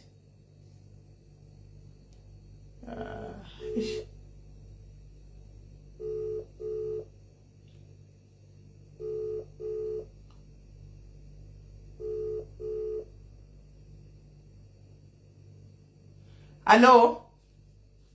Murisei. Ndiri raitsangu murisei? Tinofara zvedu. Chii chakaitika? Vakasangana pa Facebook. So vatoddanana vachitosendana mapicture things like that. Ndobva akutanga kutaura nyaya dzekuti ndoda kukuroora ndogara kuDurban. Naivaita anogara kuDurban. Ndine mari dzangu chichisa ndoda kukuroora. Jaya zvekuti mune muchidanana pafoni. They never met face to face. Ndobvati alright, saka ndichauya ikoko ndokutora tosangana Pretoria. Then toenda kuZimbabwe. Saka yanga atotizivisa kuti zvoni ndaona munhu wangu adaunoraura kuZimbabwe saka tikuenda tese chichi. So we never thought kuti maybe it could be a scam. Vasinotombofunga kuti zvoni ngaauye timbotanga tamuona because Belinda wacho wato munhu mukuru. She's 24 now. So just thought kuti I think now she made a decision kuti zvoni ndazvipira munhu wangu ndomuda chichi. So ndobva vasangana muPretoria. Munozofona Matthew, torai namba yangu mugofona. Taurako. Then he had a car, so akauya kuPretoria ndobva vatosangana vachitotaura kuenda kuZimbabwe. So it happened kuti they stopped pagarage.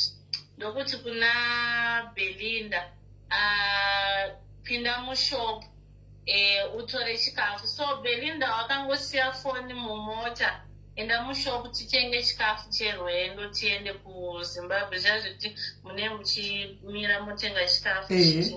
So vakamira vachangobuda muPretoria. Saka Belinda ndobva asiya foni nebhegi ndobva atopinda mushop. Takunobuda kudai mota yaenda atoenda nefoni yaye ndobva aidzima.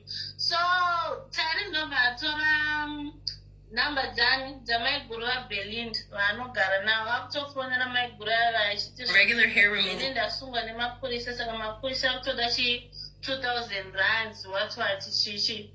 Maiguru vakati mupei foni ndite sei nditaure naye. iye akati mapurisa ari kuti no phone request iri kudiwa pana phone chikwazi kubvumidzwa mafone calls or mawhatsapp calls or mamessage saka ndotongokudzai ichiita iplan Belinda otherwise inini ndiri kumusiya ndodzokera kuDurban cause pakame so saka ndobva ndamuti zvoni ai cause maigura acho pavakafonerwa we were together ndati zvona aiwaka iwe handiri kuti Belinda unaye atora chii nemapurisa ende wanga uchida unomuroora wadi utora mari iyoyo yokunoroora ubhadhare ubhadhare chii mapurisa ayo saka yakangotsika kanyaya kacho bisita chatongova ridhinani naBelinda then ndobva tamutumira 2000 yacho Belinda so akazodzokera kuBosman because ndokwaanoziva kuti ndikaenda paBosman ndinowana maZimbabwepaine mabhazi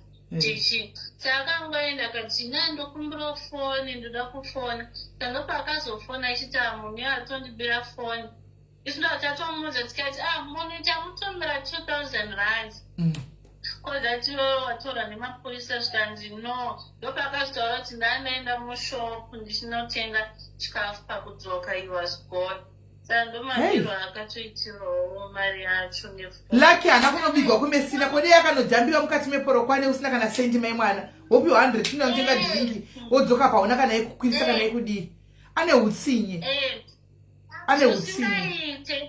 so nezuro ndakaona papage raJohn Piri vanga vamuposta mapicha aBelinda vachiti Belinda ndiye ari kushandidzana naTerry akabigwawo passport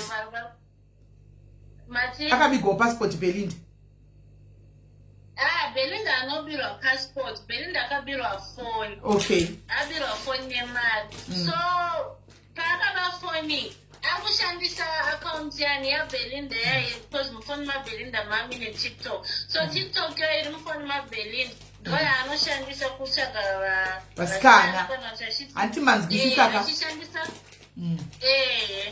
achishandisa akaunti yani yaBelinda saka Belinda atori nemaakaunti TikTok aneyo zvinezvi akavhura after ascamwa then aneyo yakudhara yacho yakudhara ndo inoshandiswa nemunhu achitonge ndiye Belinda achiti ndinokutsvagira ini ndine mukoma vangu akadaiswa kamuchivada ndokuitira madhiri mosangana so ndikwananha kuti ndiBelinda that's not Belinda that TikTok is no longer achaishandisa though she tried reporting it but TikTok it was never reported I don't know why so Belinda toro neimwe account yakewo yepaTikTok but she's not the one using iyo yacho inonge saka ane different victims dzari kushandisira manhingikiri dzari kushandisira mafoni avo avakabira mafoni achishandisa mafoni namba savo kuti aunge iye ndiya kutsvagira vasikana cause ndabana neguroso mucomment section yaJohn Piri vanhu vaisa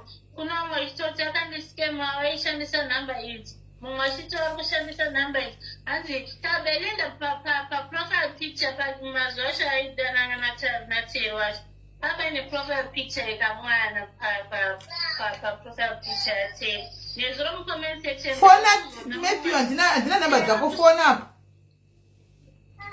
fona up chinonetsa kuhama mandidzokudza kuti ari South Africa sati ziko ati akumhatana nekudhara ati ziko ndozvavanongotaura zvakaitika nezuro paya pana kila uya taura kudhiya saka nezuro takazonoti zvoni pane kamwana kaanotonzoisa pamaprofile picture achiti kamwana kangu chichi ndakazona mucomment section someone also akaita screenshot yewhatsapp number yaTerry achiti Terry akandiskema achishandisa number idzi papatori nekamwana paprofile picture that same mwana taimuona paprofile picture mazuva aidanana naBelinda so zvinhu zvacho zvimawani alright thank you very much mira ndipe hanzvadzi wavafoni mira ndipe hanzvadzi wavtime fona Matthew chifona iMatthew fona iMatthew handimukona tiachishandisa futi mwana unzi Belinda fona iMatthew tione kuti hama dzacho dzingatibatsira papi but chinonesa manje hama idzi dzinosvikutaura tisati zita kumamona udhara isu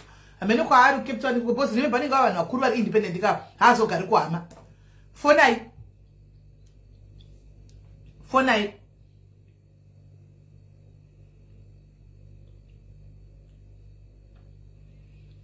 fonai. Hanzi anoshandisa anza Matthew asireterere haya ndizi. Hanzi anoshandisa rimwe zita rekuti chikomira ichono. Andrew. Achisa rimwe zita rekuti Andrew.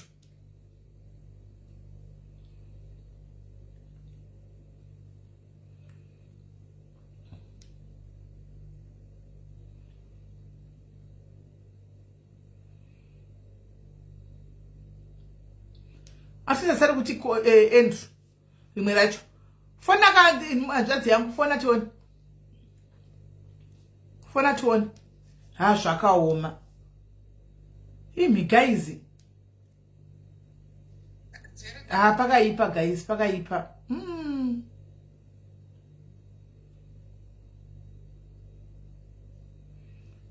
Ya pakaipa.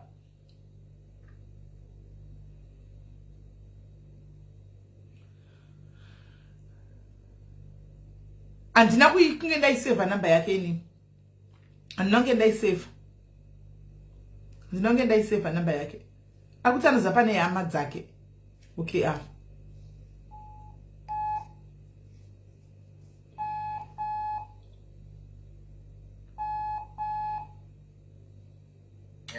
Hello, hanzvadzi muri sei?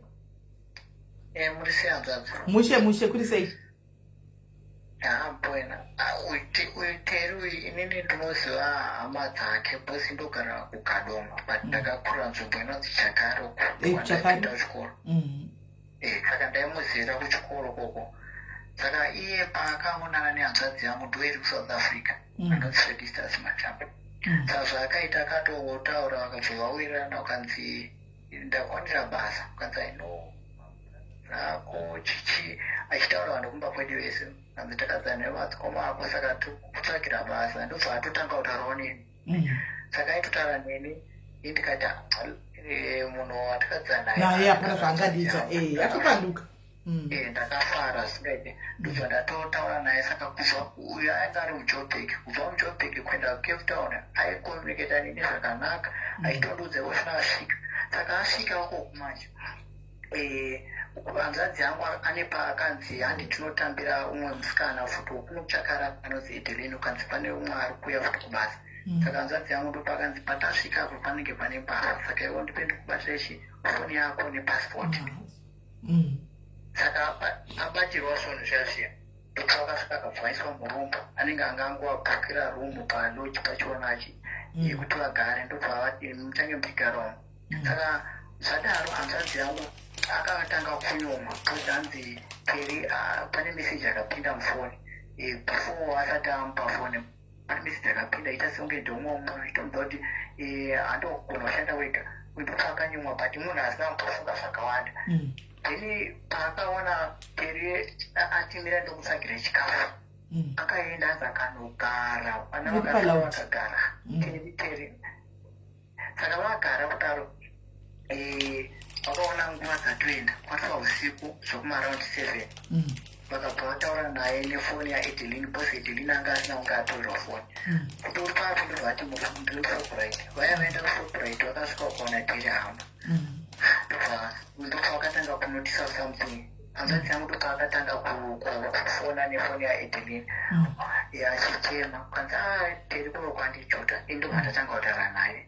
Ndobva tonchaiwa hanzvadzi yako zvayaita ndamupa basa but akutoimploya shamwari yake asati atombogara asati atombova kana nemwedzi. Ndini ndakatoblema hanzvadzi yangu ndikati wakutotora umwe munhu sei pabasa usati wagara.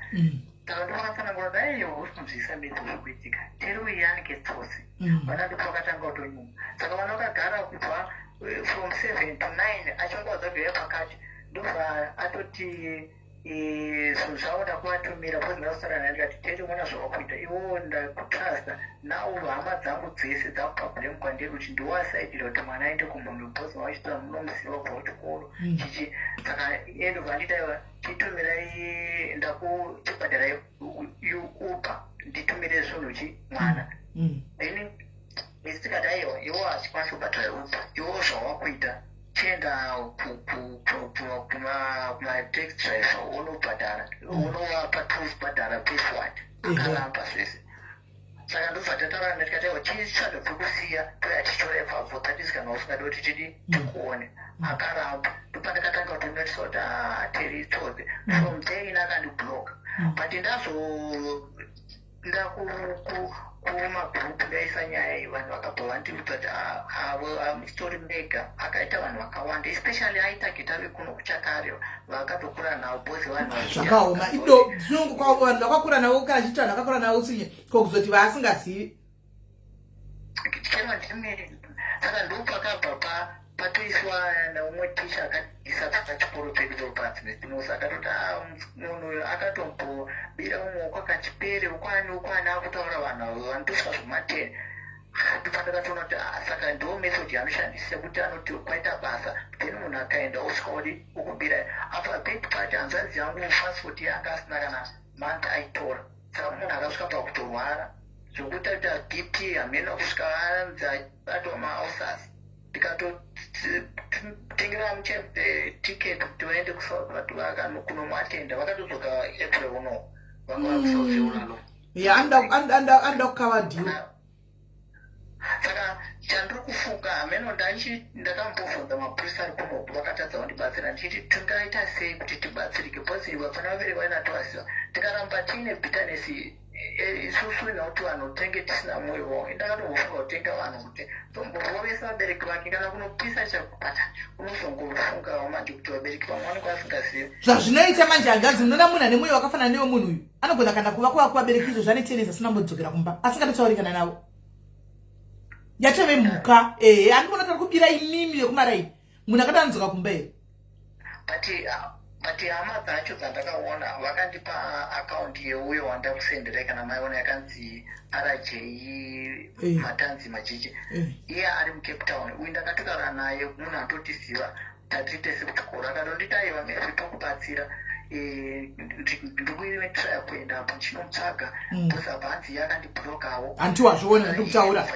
handiwazviona anenge akatobhuloka hama kutorora malife echimhuka munhu uyu aiwa nditofunga kuti brother yake yangu brother yake anogoranga ane semudhiwo bhozi outcome kana dayanga asingazivi aifana kuramba achicommunicatawo nesu sevanhu vanoziva but from there akabva atoti bloka aiwa mbavha haidaro hanzvadzi mbavha haicommunicate nemichinhu haidaro mbavha ukamba hwenyu wakatoperera kuchikoro mufunge iko zvino yatove criminal anokuuraya achikurayira foni iyeyu munhu iyeyu saka ndandifunga kuti mukambotraya iyo akaundi yandakutraya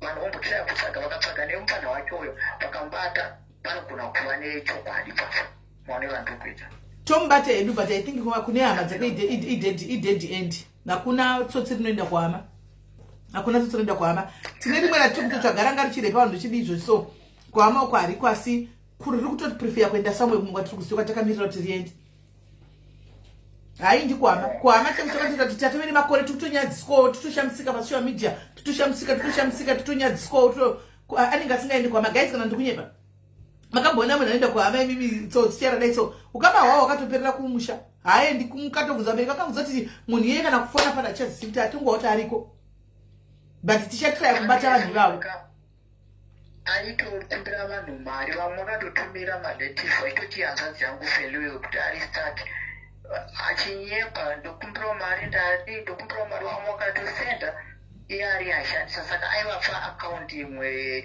yekuti vade vasende mari saka ndichandofunga panche kuti daifane mumwe mutemo unotibatsira kuti muno muzimbabwe bhozi haidi kuti iye haachauyi kuno kuchakare anenge ane kubulawairi amene kwaanonzi anogara saka tikava nemutemo wekuti muno muzimbabwe pova nevanotibatsira kumutsvaga kunoku then ukoko futi pova nevanomutsvaga I think togona kubata kungoripota munongoripota kesi idzodzi dzakadai soibimi kana maenda kuzimbabwe go and report the case again so that paanopinda kuzimbabwe ikoko mapurisa anongoacta case number iripo alright hanzvadzi yangu manje uko akatya kuripota aiti since tiri maforenansi akangoita akangopiwa akanyorwa affidavit anoshandisa bepa rakangodhindirwa kuti akupasa kurinyowa chipasipoti akangoripota achi ndakarasa haana kuti ndakapirwa aitya kuti since tiri maforenansi vamwe unogona kuti kutanga mawani but hazvina basa anongoripota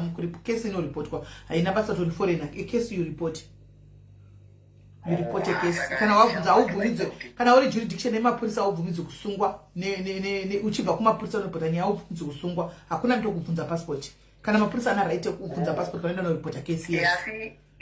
ane mastafta akagirino akanzi kusvika wadi watora passport uri kushandisa saka ane akadhirwa pasaka ndakamusendera mafotokopi ake anga akandisendera passport mufoni atakayascana ndobva tamusendera.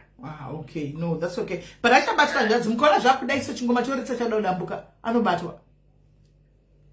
Vanhu vakumuziva. Vanhu vari kukomendawo vachiti vasikana vari kungonyengo. Vanhu vazhinji vari kupirwa mabasa. Especially nekulojiri. Nakadire mubaka. Anenge aware mulojiri. Fanike inini hanzvadzi yangu akatodzi kana makaona pane tsamba yandakasenda payaitodza ndikumupa humaneja ari kubhura mari zvokuti ndaitodzi siya basa uya. Ndichitonzi ndikabva ndakaiwa mira ndida kutanga ndatora license zvokudai ndakangokwaira dai zvozvo ndakatosvika pamwe ndaigona kutouraiwa ndizvozvo senze uri munhu wekuziva. Saka apa ndangofonera kuti vanhu vari kufunga kuti vana ava vari kunyengwa ma-online dating no vana ava vanenge vachitotowo pamwe tapinda zvakafanira ndaitokapunita mari yachona ndindaitomusimbisa hanzvadzi yangu kuti enda dzimunhu wekuziva chichi pandisingaziva kuti zvinhu zvakadaro. Ende pavakanga vavastaki panetori nesamwana akatovabatsira handina fana kubvira ndamborara usiku hwese apa ndandiri pabasa ndichitaura nevana kuti ndisvika ndanzwa kuti vana vadzokera kuJoburg vasvika. Saka neno ndakatomboita stress. Ameno tibatsirei musatombonete sisi. Regai tirambe tichingomutsvaga tozota nowanikwa anobatwa kubatwa chabatwa zvake. Tibatsirei kubatwa anobatwa. Alright hanzvadzi nemiwo kokusaidi tingangowana information ngatisheyei. Ngatisheyei but sorry. Ndikati ameno manje tinogona kuexpose pamwe iye atori within magroups kana kuti achishanda hand in hand nevamwe vanhu since tisiri kuziva kuti ndiani. Kubatwa kana nguva yakwana anowanikwa hanzvadzi anobatwa zviri smart yake because right now exposure iyoyoka vanhu vakuziva face yake kufamba kwake kwakutonetsa. Handimaona kufamba freedom yanga anayo because face yako iri pese pese ka unongosangana nawo makomena akatodhinwa kudhara wakabirira masisawo obva wakuziya vanotokawada. Right now kufamba chako masikati pakazara vanhu apafambi because face yake is now all over. Alright, it's okay. Thank you. Alright hanzvadzi yangu. Alright, sure. Alright. Guys, tikuda kutamba sibaba vakuti kwai sadza riya ndachakudza iri yavanguri vati kwai mapedza vakungodongorera. Regai ndibike zandise foni yangu pachaja. Tozodzoka ne Mujolo Diaries. Auntie, Mujolo Diaries, muri kurevenge say how did you revenge? Mujolo Diaries. Ichabudisa makomenzi foni yangu anoti yaita say yastika. Ndinde kumakomenzi. Mujolo Diaries. Toya totangira ipapo. Hanzi sifesi riripi. Alright. Anenge kabata fona achiona magolide but it's not easy. Anzira andichaoni makomenzi angostikira pana Lisa Goreria ndopa angostika ipapo. Handina makomenzi andichaona. Hanzi mbuya ndikakunzwa muchi sanangu kuti right. Or Revenge Diaries. Andika inonzi Revenge Diaries. Andika chega ndibike guys tobatana pa later regaindise foni yangu pachaja. Tenge tiri tese anditika. Pane atorina teri right now ari kutonzi kunyepa. Kwanza kuzari novatoenda. Ndisitara wenda roona sipa trukola. Ndariona sitara pa trukola. Satobatana guys.